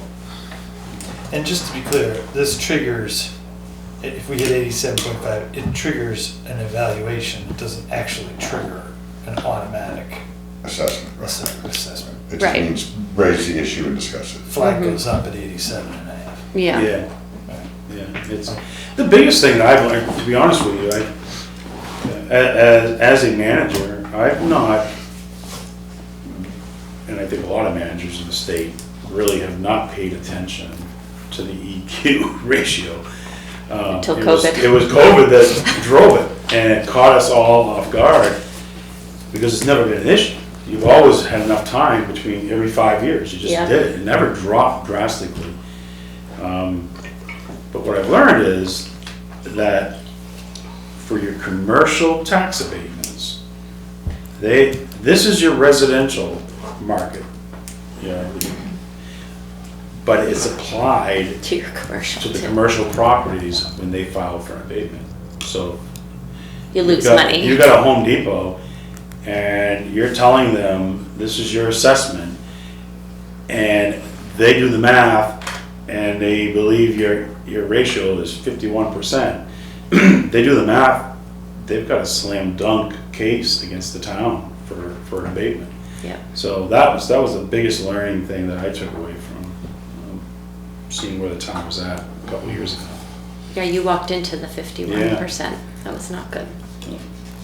And what we saw today, it's worth noting, is the denial of the appeal from, was it Home Depot? This is 2023. On their abatement. Their That went to 2023 the Board of abatement. Land and whatever it's called. Board of Land and Tax Appeal. Right, and that decision came down yesterday or today that denied their appeal. I don't know if they then can go. They got 30 days to appeal. They can't go to Superior Court, because that's an option. They can go to Supreme Court. They Oh, no. They have a 30-day appeal process. I'm not sure if they can go to Superior Court now. I thought they had to decide what court they were gonna go into in the BTLA. Let's hope they don't go to any At court. the start of the abatement process. That's right. Yeah. So, but anyhow, yeah, the Board of Land Tax Appeals supported the town's assessor 100%. Yeah, that was a nice And that's letter. valuable because they filed for abatement again this year, so that is a useful. Takes that long. This was the 23 abatement. Oh, 23. This is how this stuff This is works. 23. It's like- They have a 24 pending, and they just filed for 25. So 23, we just won. Okay. Unless they appeal and something happens, the decision was 100% in support of the town's Where they roll. valuation. Good. Yep. I like that we have this in place. Yeah, it doesn't tie our hands, but it's just a policy. We didn't even have this policy. There was no history of this is the first time, right? This is the first time we've ever had this policy in town that I know of, so. And It's in a a way, new you don't one. need it because the board and the manager should be paying attention to the EQ. Yeah, but it's just, yeah, Well, totally, from but an it's, accounting and audit standpoint, to have this level of responsibility in your policy, I think looks good. mm-hmm. And it just it forces to revisit it and review it every year, because so much is going on. That's the real value, is it Yeah, makes you think about it once a year. Yep. Otherwise you wouldn't. yeah. Well, I'm in favor of it. I'm all in favor of this too. And I like where we are now at 97.9. Formal motion, we gotta leave. Yeah, we can do, there's no formal motion, we could just, actually, do we even, are going to sign this one? Yeah, we Signature are. block on it. Yeah. I'll put in your read file and we'll have the actual, when you come into the town office, you'll sign. All right, So do we have need to- a motion then? Yeah. Let's do a motion Approve for, the, I'll move to approve the property assessment equalization policy as presented. okay, that was Ed. I'll second it. Paul second, any more discussion? All in favor? Aye. Aye. All right, 4-0-0. All right, we are on to the next one. Yeah, thank you. Thanks for working on all these. Yeah. Fund balance policy A little adoption. easier now, because we did a lot of the work last year. Yeah, we went through a lot of these policies, but they're new to these guys too, so. That's why these policies, in the policy, it requires an annual review. Yeah, the board changes. And it's to keep that institutional knowledge alive and fresh. So the fund balance, I think you all, we all talk about fund balance all the time. During the budget development process, during budget hearings, deliberative session. And this policy is all-inclusive, it's all of our funds. And it really focuses on the general fund itself and talks about the guidance for the unassigned portion of the general fund. And the purpose it's laid right out that this policy's purpose is to maintain a minimum fund balance with goals. The order of use of the fund balance, assigning fund balance, committing the fund balance, and a deficit fund balance is how we handle those. So in this policy right now, we've down, you look at the category minimum fund balance, we have chosen to maintain, our goal is to maintain an 8% retention. And I can't think of the word. We're at 5%. We benchmark, or we use the annual DRA tax rating form to see where we're at. So this policy clearly states that. There are a lot of different ways that towns and cities manage their their minimum fund balance. Sometimes it's a methodology on your operating revenues. There's a methodology on your overall 2 or 3 months of operating expenses. But in my experience, you keep it simple, and I think it's the last page of this policy I gave you. Yeah. The printout of the last page of the 2025 tax rate setting. And so it's easy for selectmen, town staff to be able to see this every single year and benchmark against it with this policy. So when we set our tax rate in 2025, the current amount retained was calculated at 5.9%. $1,476,428. Our goal was to be somewhere between 8% and 5%. We want to be at 8, but the range is 5 to 8. So last year, we would have met our goal. It was calculated at $2,320,780. So we got a lot of work to do to get to our goal. And what this policy has made statements about is that we are not going to use the unassigned fund balance to reduce taxes. So when we go to set our tax rate, we're not just going to go reach into the fund and say, let's throw $800,000 at the tax rate and just drop it. And the reason we don't want to do that is because there's no guarantee that I can then reach into the same pot the next year and grab $800,000. I may not be able to. So now I'm going to have a tax increase because I can't make up that money. The town was had a practice of doing both, and so over the last 2 years we've stopped that practice. It has caused the tax rate, as part of the spike in the tax rate, is eliminating that process of using fund balance to reduce taxes.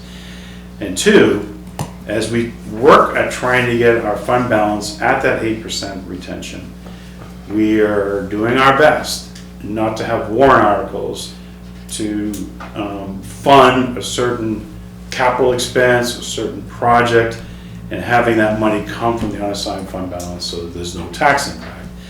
And the goal being that once we get at 8%, anything above that 8%, now we start having a conversation about how we want to use that money.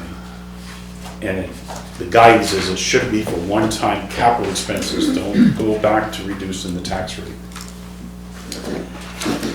And so that's kind of a high-level discussion of the fund balance. So, can I? Yeah. So, with regard to that, so we can, I don't disagree with using unassigned fund balances to reduce forward-looking tax rates. But at the same time, it's up to us to how quickly we want to stock up our reserve fund balance, right? So we don't need to necessarily be super aggressive in trying to get, now that we've hit our bottom threshold, to meet that goal as a way to address the tax rate, given the rise we've seen in the tax rate recently. So we can slow that roll maybe a little bit, right? And that's within this policy. That could be an option to the select board, rather than taking it and then paying it back, just saying, we're not gonna necessarily fund it at the rate that we have been over the past few years. I think that's important because, we're seeing these tax rate increases, and I understand the value of having these balances, but I think we need to take into consideration the speed that we're intending to get to 8% as we go into the next. It might take us quite a few years, in other particularly words. right now. Yeah, right.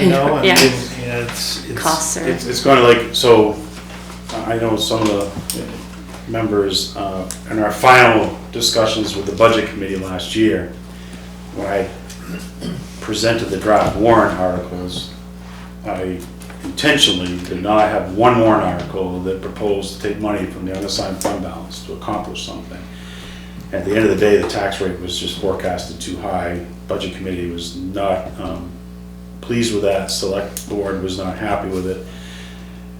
So we went back, made adjustments and everything. But part of the adjustments, not just reducing expenditures, was I did come back and say, okay, we have two warrant articles here that, as little steps. Let's go ahead. Let's take the money from the unassigned fund balance, and we'll fund these two articles. I think they represented about $225,000 of expense from the unassigned fund balance. So, and that's the decisions we have to do. Make every single year. And if we can it'll be interesting. The policy was just really updated completely last year. And it'd be nice to see when we set our tax rates this year where we land, how much growth it had, if any. But we just continue to monitor it, continue to talk about it. And I know that one day, if we ever get to 8%, and then you have that ability to use all that surplus money above the 8% to do things, it makes budgeting a lot easier. That's how you get, it's a big component, not 100%, but a big component of your tax stability, having that stable tax rate.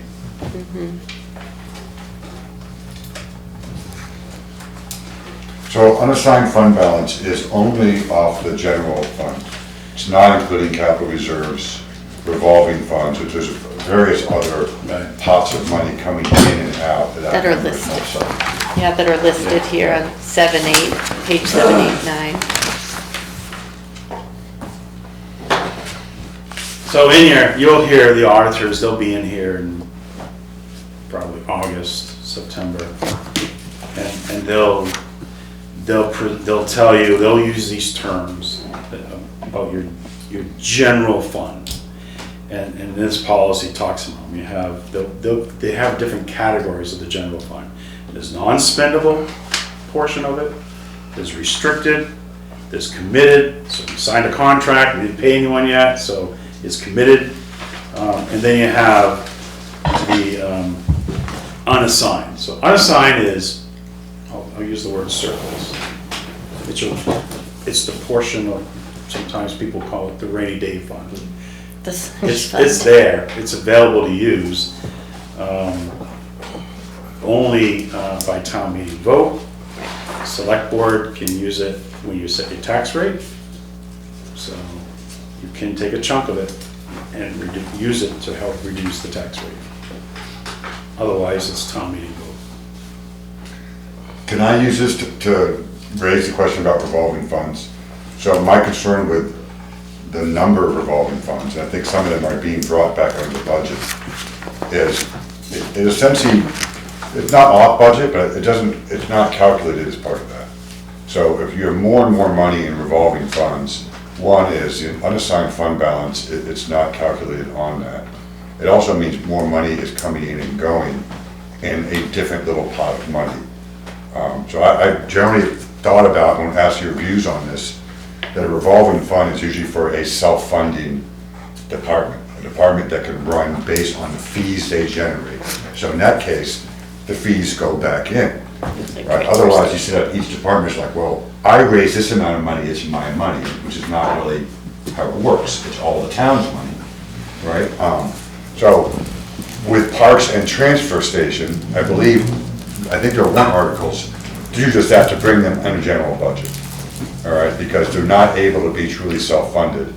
All right, so it gives a clearer picture of the overall budget by including not only the expenditures of those departments, but also the revenues that they come in. So that's my own general comment on having a lot of revolving funds, is these little eddies in a stream of different money that are just not hard to track, but it makes the larger big picture of the budget and overall profit and loss harder to read.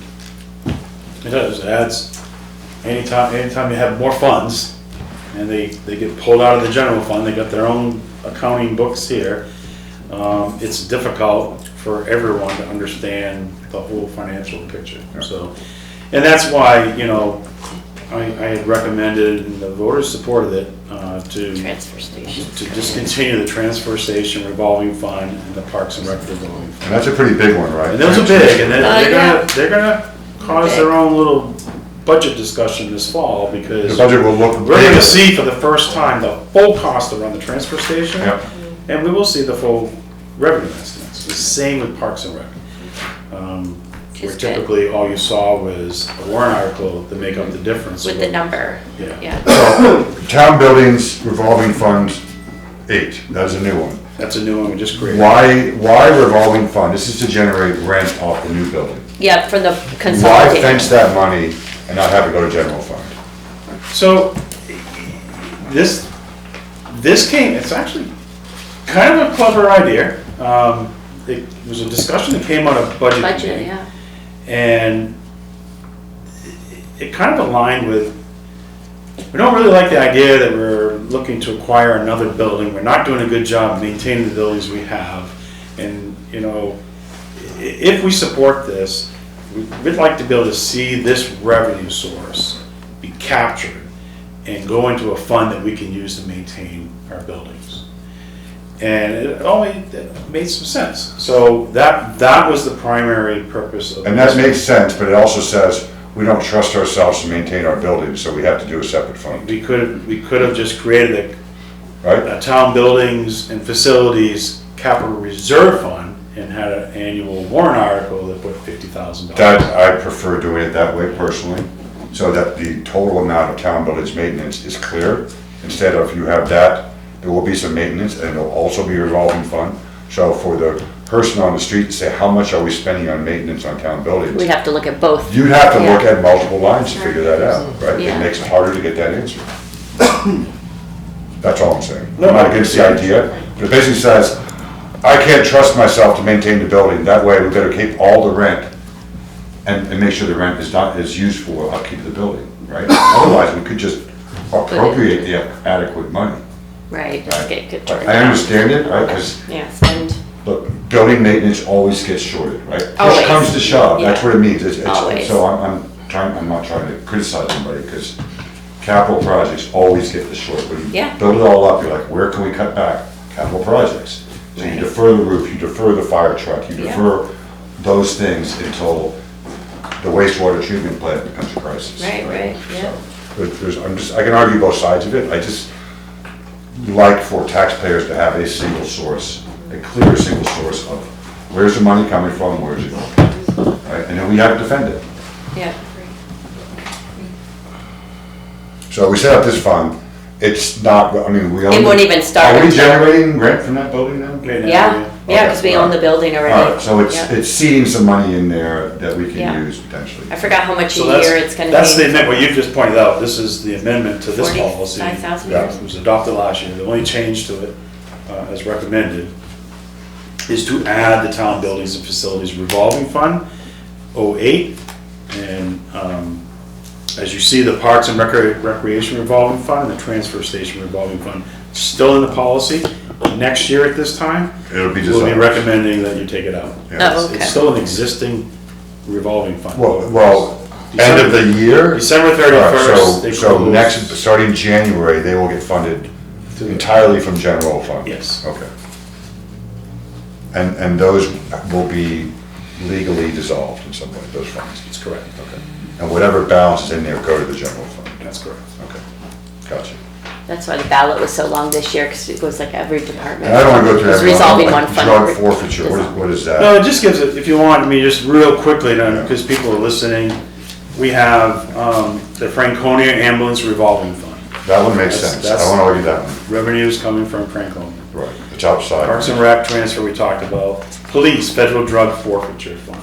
So the funds that come in through this program are, it's kept and used again for that specific purpose as we're out there trying to do We get a cut. different types of drug forfeiture.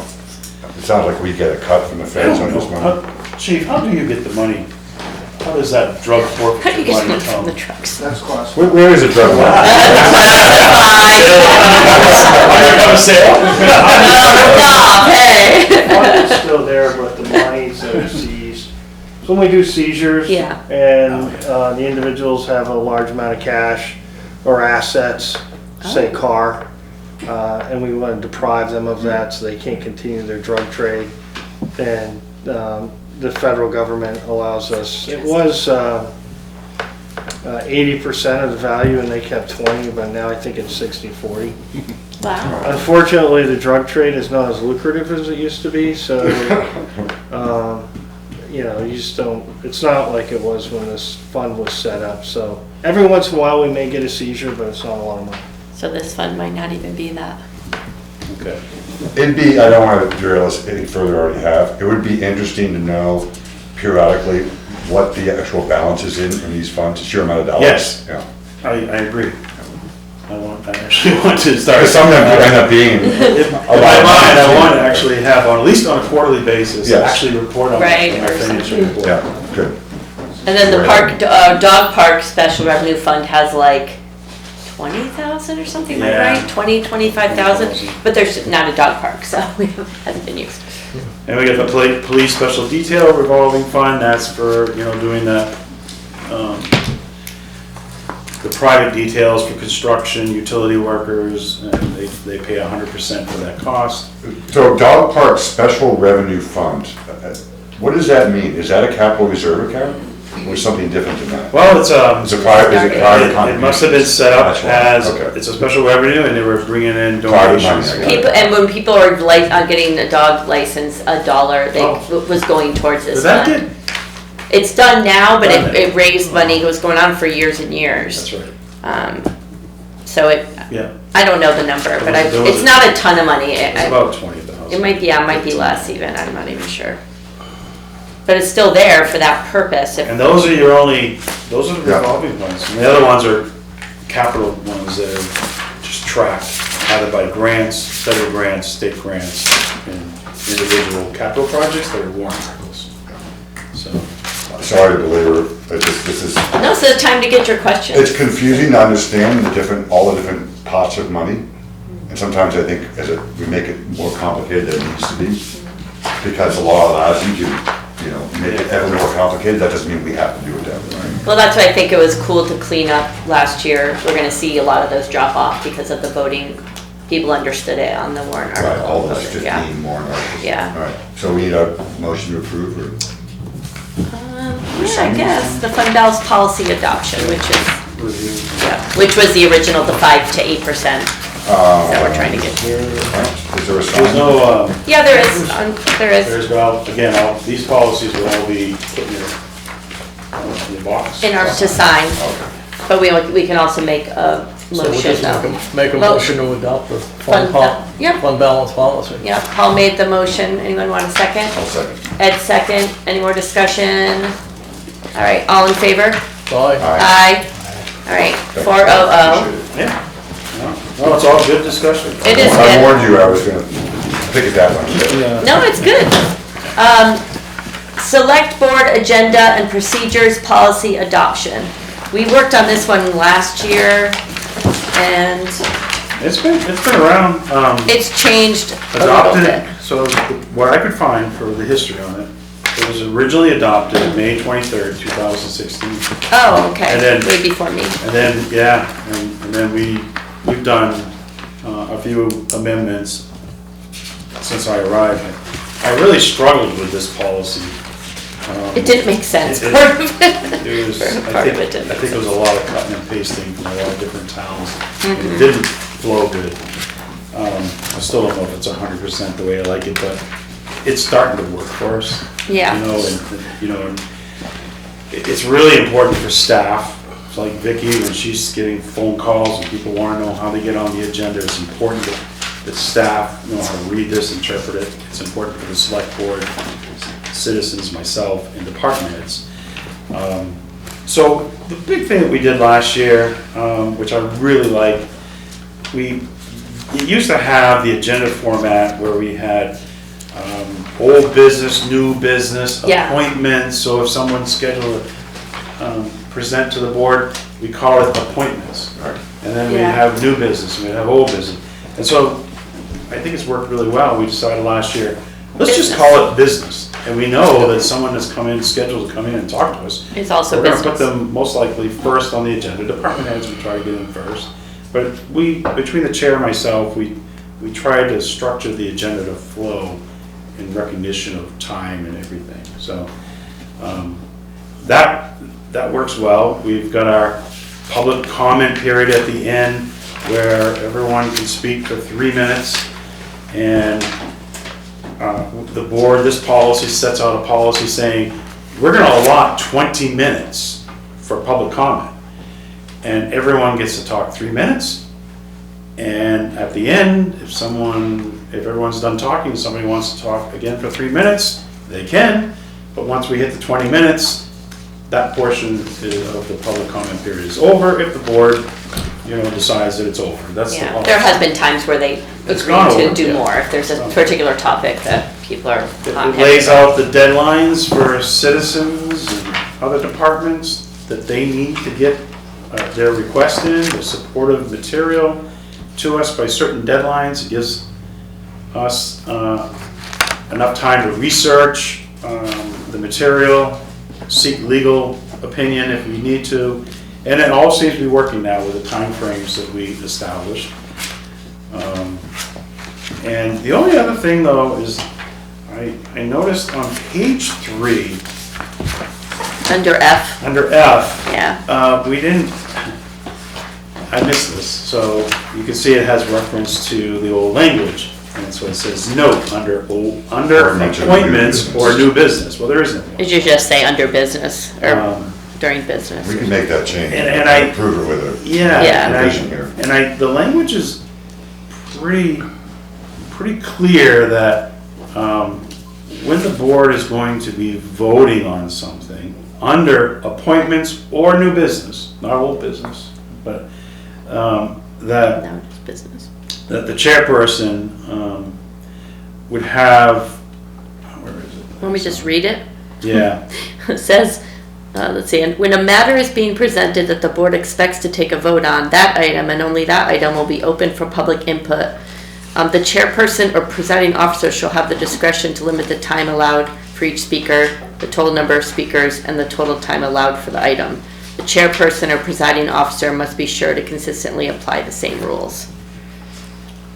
so I kind of, the way we operate right now, I think whoever's the chair has been doing a good job at Trying. allowing the public, we allow engagement from the start of our meeting all the way to the end.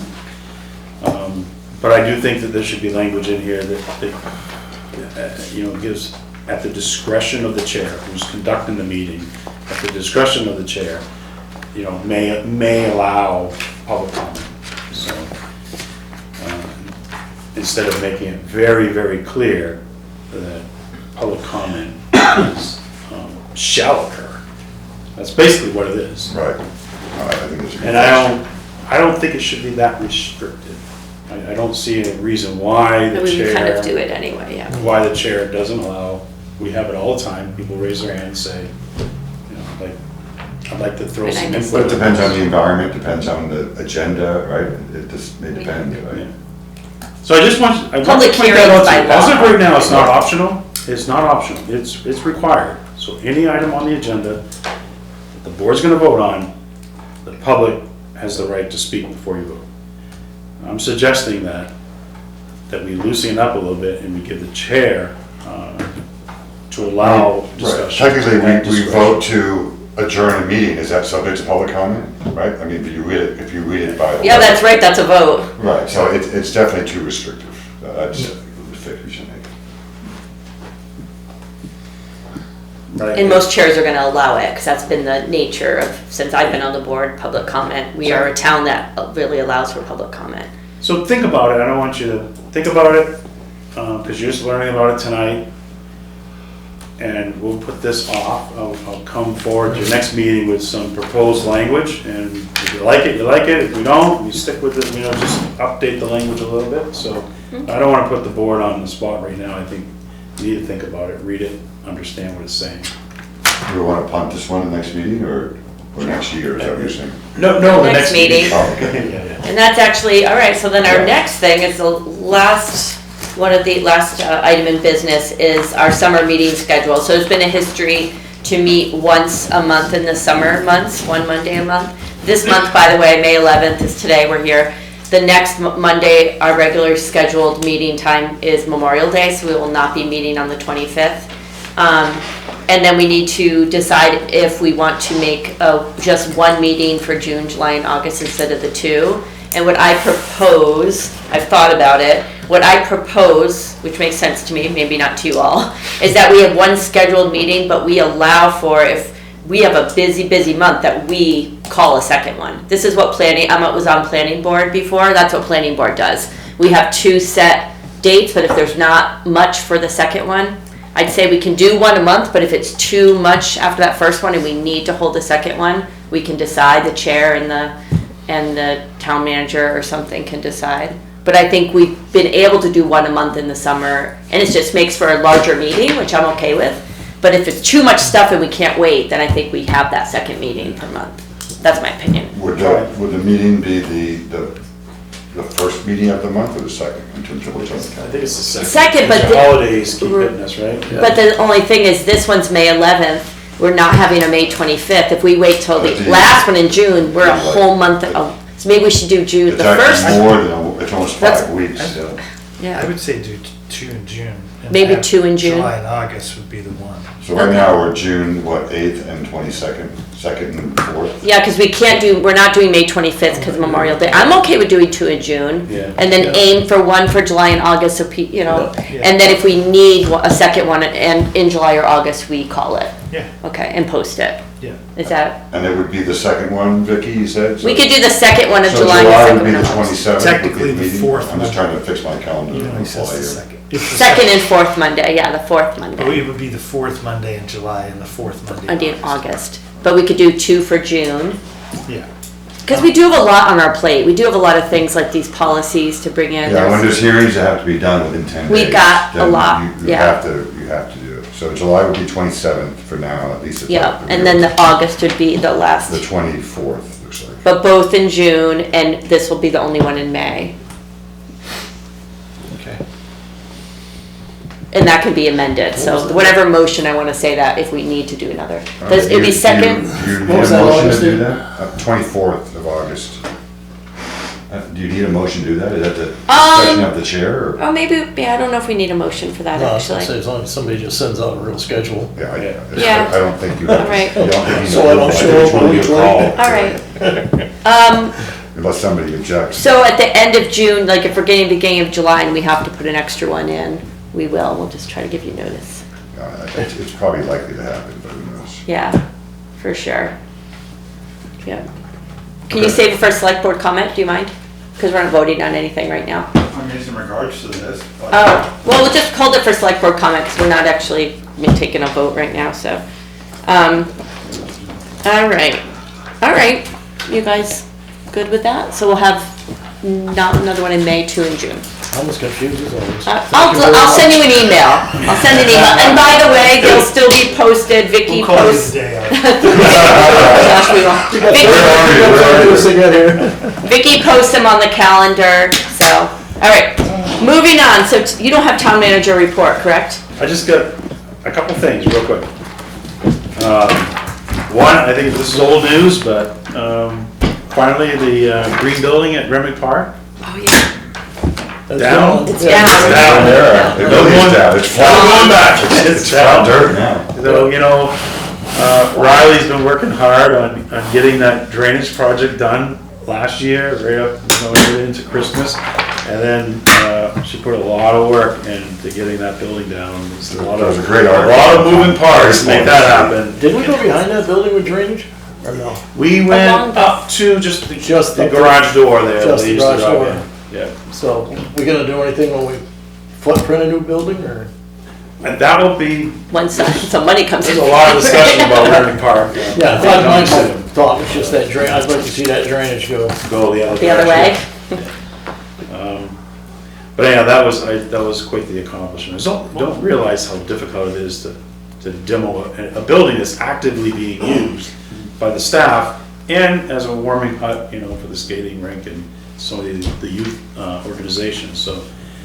Anyhow. Can I just it's say down. on that too, that I think, you know, kudos to the team that did that, because I went over and looked at it yesterday. You wouldn't know there was a building there. They did a nice job. I haven't been back. And they had a fair number of spectators during it, which is always dangerous. Fun to watch. With a heavy truck. There's a lot of people in the parking lot hanging out watching it. Yeah, I was there a couple of days. Did they use a wrecking ball kind of thing? No, it's an excavator, Oh, okay. just with a grapple and a I guess wrecking balls are used for Just a big, couple people tall. blowing real hard. Oh, that's Wait the next windstorm. Oh, gosh. And you know what, last little thing, the fire department was able to get some training out of it, just the timing of it was perfect. They were Oh, able to really? do some training on the roof. Oh, cool. And they did some training on cutting the overhead doors, which, you know, I never really knew, they don't get a chance to really cut up overhead doors Right, that right. often. So, it was good training opportunity for them that they pulled out. So, some good news on, I don't have the exact date for putting it out to bid, but Riverfront Commons, we had 2 items that were pending, and they've all been submitted today to the USDA. Yay! And I think we're gonna have some real movement here. I should know by the end of the week, but we're I gonna hope be there. someone Yeah. can bid on it. So we can get it out to bid. I know there's been some discussion about the rail trail village property and the RSA, I forget what the number is. 79E. 79E. I think. That file I've compiled a pretty comprehensive file and I've been able to submit that to legal for review. So as soon as we get an answer back on that, we'll discuss it. And I know that the owner of Rail Trail Village is on record of wanting to meet with this board and talking about it, but we wanted to make sure we understood our facts before we engaged in that conversation. He would come to one of our meetings here. Yeah, either that or we'd end up maybe meeting with legal counsel with them. Or A smaller group or yeah, we'll figure out how okay. it goes. And then the last thing is we have a meeting scheduled for next Thursday. It's a special meeting to vote on the transfer of the LIDC thing. Lori has, in the finance department, has been working so hard since town meeting on getting the financing for the $2.5 million wastewater treatment plant bond, emergency bond, and then working on the other applications for financing. Through these conversations, she's learned that we could refinance a bond right now that actually had 2 action items in it. And the result of that would be that we could save in total about $32,000 in interest costs over the Okay. next 5 years. Good. The problem is the New Hampshire Municipal Bond Bank, they're like right down to the wire now in getting all their packages together to get out the July bond sale.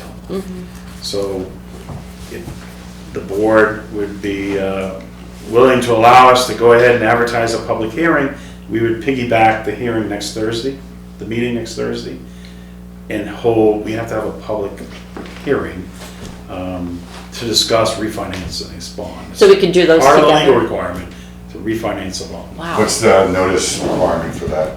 7 days, so tomorrow we would have to get the legal notice prepared, submit it to the paper, and hopefully it would hit print Wednesday, Okay.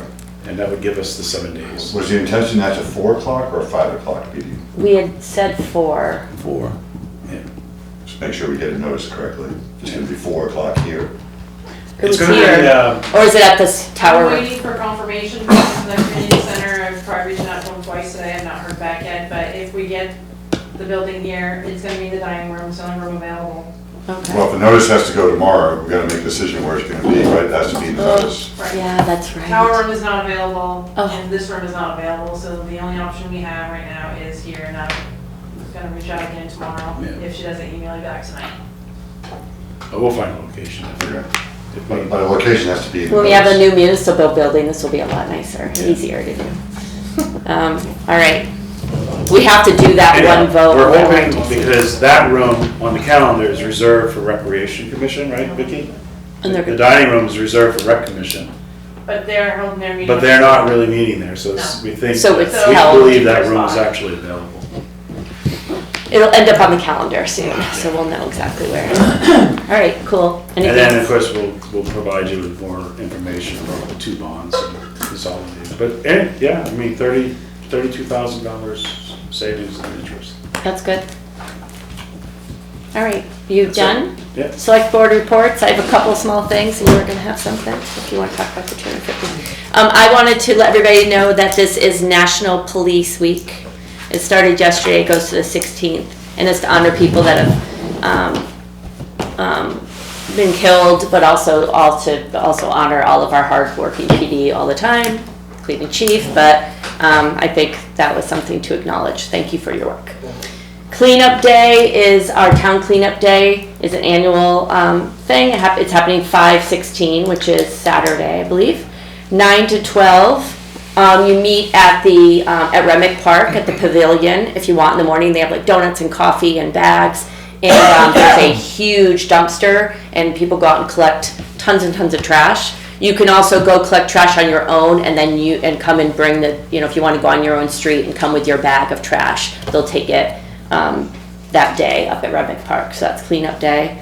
And then I also wanted to just say that May is Mental Health Awareness Month, and I don't know if people have noticed, but there's a group called Flourish Together. Lori Butson is kind of the head of it, but they're doing like 20 different events this month. It's really amazing, and free films, discussions, panels, and personally I just think it's really cool that we're paying attention to mental health awareness and doing so many things in this small community. So I wanted to mention that. And that's it for me. Do you want to talk about the 250th committee, if you want? Sure. Carrie and I have got a small group together to just sort of try to coordinate all the activities that are going to go on in town around the 250th celebration.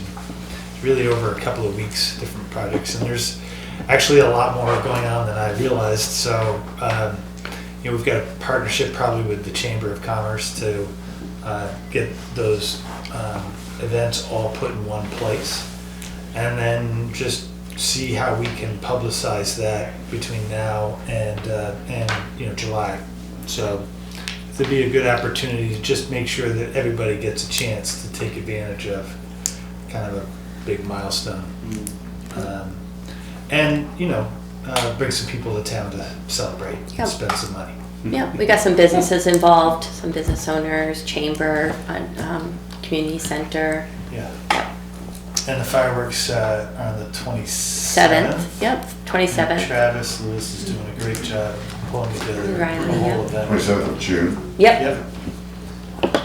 So there'll be more information about that in the paper, and we'll have some other press about it on the calendar. other thing is too, is if you guys or anybody has or knows of events, get those to Carrie or I, and we'll get them, make sure they get on the master calendar. Because we don't know all of them yet, but there's already 4 or 5 that we know of that are on the calendar, so. All right, that's it for me. Ed? One minor one. A couple of weeks ago, we did appointments to boards. If I recall, the planning board, there were 2 people that that were late and asking for reappointment. I don't think we've seen those. I just want to make sure we don't have people serving on regulatory boards like planning and zoning, that if their term has expired. You mean we never appointed 2 people? I thought there were just empty seats. Well, but then someone was here that said, oh, there's 2 other people, they just have been late, they haven't gotten back. Oh, that was the Conservation Commission. Was it Conservation? Yeah, Conservation. Vicky knows all of that. Vicky knows about it. She They keeps. have not gotten me anything. Still haven't yet, seen and it. I've All right. reached out. I'm less worried about them than planning. Yeah, no. Planning though does have, I do believe, 2 seats. Well, 1 or no, 2 seats. I'm not holding that, but planning has a statutory authority. Yeah, I know what you're saying. I'm sure that Conservation Commission does wonderful things. All right. All right, we are Think moving. about it. Everybody good with that portion? All right, we're moving into public comment. We have 3 minutes. All right, December, you want to go first? Sure. Yeah, just have start with a couple notes. So with there's 12 different entities that are looking at about 87 million in tax abatements for the 2025 year. So I know that I'm sure the town hopefully aggressively fights these, but I just wanted to put it out there that that's my hope is that if it's not happening, that to whatever extent the town can is fighting these pretty aggressively. The 79E rail trail, I know there's going to be some discussion about that, but there was a missed opportunity when it was originally approved where the town could have come to some sort of agreement with the owners of the property where perhaps some affordable housing or workforce housing could actually be established there instead of the luxury apartments and high rent that are currently established. There's also a missed opportunity. We're trying to establish some sort of welfare apartments in that building as well. Again, something for a 5-year tax reduction. If the town can get below market housing in there so that the welfare department isn't spending $3,000 a month for hotel emergency housing, this would be a way to significantly reduce the welfare budget by partnering with them. The meeting procedures, in 2024, the meeting procedures were significantly changed where the residents are required to submit presentation information on a Monday before the meeting. Businesses don't have to submit theirs until the Wednesday before the meeting. So I'm just curious, why do residents have different requirements in businesses, Troy? I don't think businesses. I don't think the policy distinguishes The department heads. businesses Department from, heads. I think the department The heads. department heads can bring them in later because they're in the municipality and like last minute stuff happens. So Not that's the only businesses. distinction, is it's not a distinction between Businesses? businesses, it's No. and residents? Oh, No. Okay, all right. No. And then just to summer meetings on the note real quick on that. Last year, I know, we had the one summer meeting each month. There was a 3-hour meeting because we had 2 public hearings. It was Yep. a long meeting. I remember. At the end of those 3 hours, Chair McNeil stated that, it was a long 3 hours. She stated she did not want to go into public comment, but that she would because it was part of our process. So just note that that was coming from the board chair last year. So if the board is going to vote to have just 1 meeting a month, I think you need to allow the public, without pushing back on us, allow us to be able to contribute to the conversation in a meaningful way. That's Yeah. it. Thank you. Cool. Yeah, I don't plan on stopping public comment even if we have a long meeting, so. And that's why I wanted to make that amendment that we might have to if we need it, because I think it is important, so. All right, cool. Anyone else for public comment? Yes, Bruce? Well, I think that this young lady, on the basis of the elderly people down here, it's a very good program. But where we're relating to it, I don't know whether we have a lot of people from other towns that go down there. In other words, do you keep track of that? We're very close to Bethlehem, and I don't think they have anything for their elderly people. And if you're calculating these things, what I said, you use Littleton as an example, and you ought to be able to narrow it down to see how many other towns are getting food, getting other different things and stuff like that on it too. So we have specifically have a good background on it. The other thing is, I think when this casino type of a thing gets in, it should eliminate an awful lot of those people that are coming in and asking for these extra amounts of money, because if they're all, I guess you call them different groups out of the thing on it that are on file on it, they're gonna be able to participate in profits from that. It won't be this year, but the following year out of the thing. I know what you mean, yeah. And The charity game. The charity gaming out of the thing on it could eliminate an awful lot on your actual thing of it. Those people in turn that are applying, if it's 35,000, you may find the fact that you're gonna be able to get $50,000 from them rather than coming to the taxpayers out of it from that part. And not just yours, it would be anybody that's filing for those things, because that's what it's gonna be. Thank you. Yeah, nonprofits are going to be able to apply. I don't think it's opened up yet, but apply to have a slot at the casino for charitable And it gaming. won't probably affect until they have a year's. It's opening in 2027 or something, Yeah, so it won't something be like for a that. while, but It isn't gonna be the following year, so. that is a true fact that local nonprofits are going to be able to get funds. I had one other one. And the Water and Light Department, the people that are building down here on the old Campbell property, they got a price on it, and the company in turn actually came to the Water and Light meeting because they got a price for installing water and lights down there of $94,000 on it. Stuff's expensive. And they said that the Portland, Maine, and the guy does them all over the place. He says usually it's $8,000 to $10,000 as far as cost is concerned. Now, we have a unique thing on it where we got the pump station down there right next to where they're building.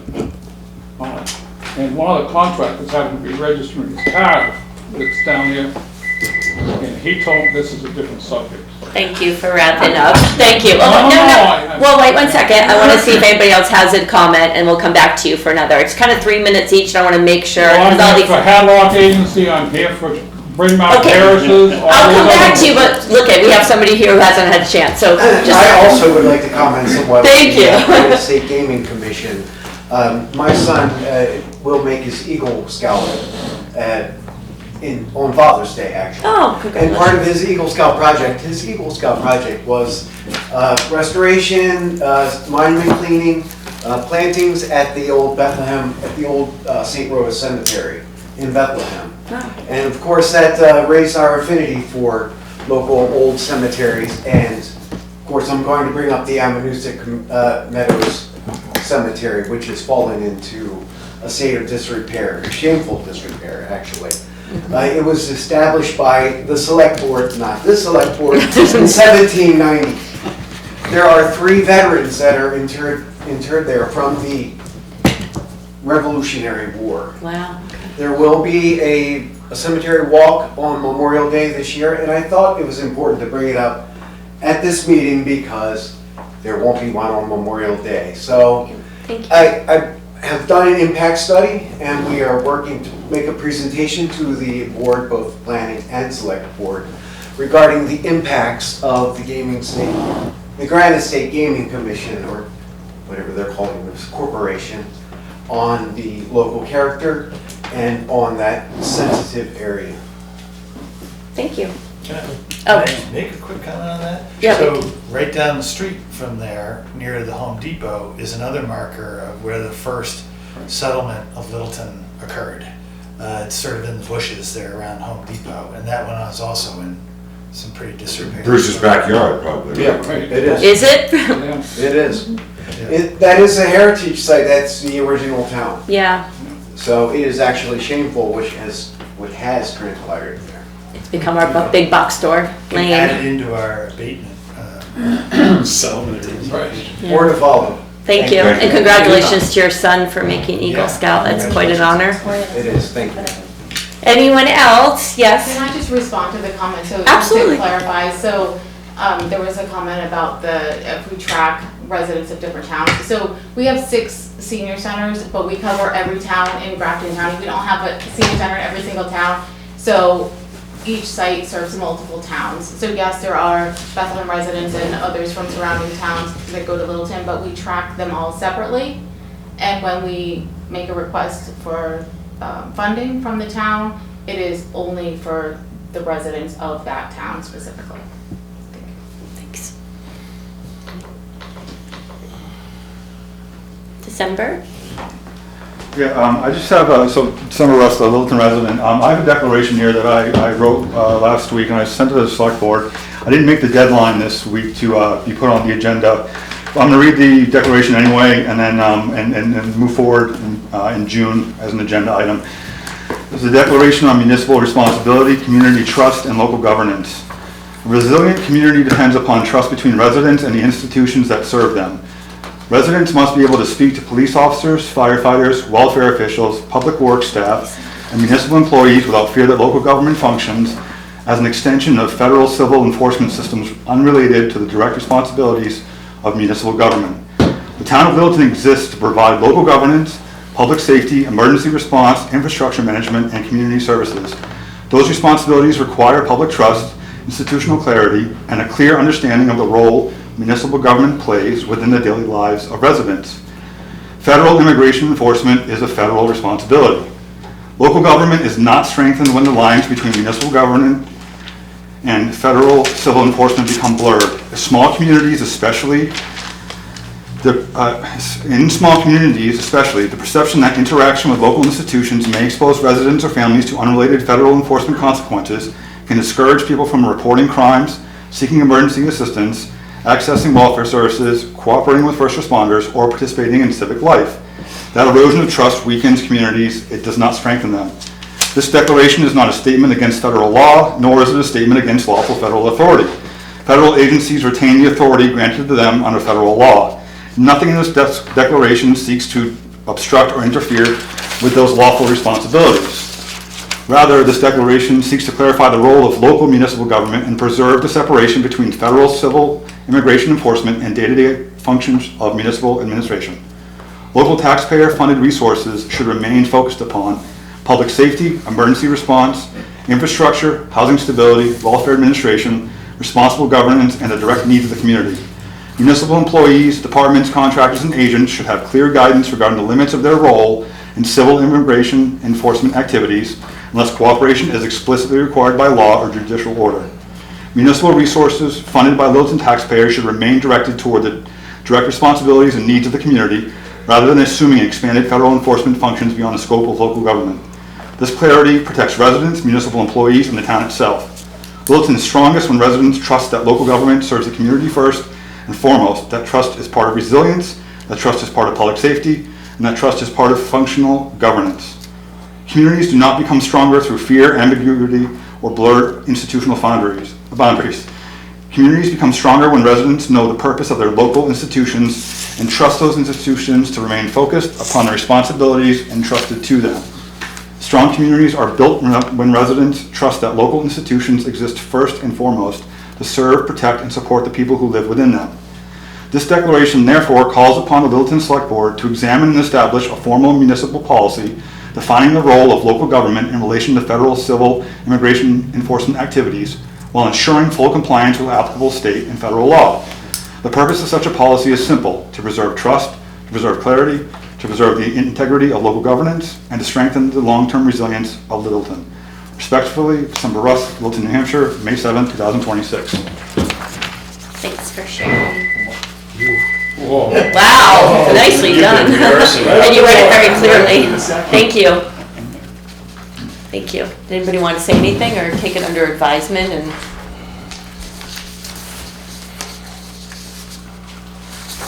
any thoughts? I'm just seeing it today, so I need to read it a little bit more. Did you send it to all of us? Yes, I did. Yeah. I sent it last Friday, I believe. So, December, what is the problem you're seeking to solve with this? Well, it's to ensure that when we're thinking of Littleton, that we're looking at spending the taxpayer money that is here and that we're appropriating on local issues and not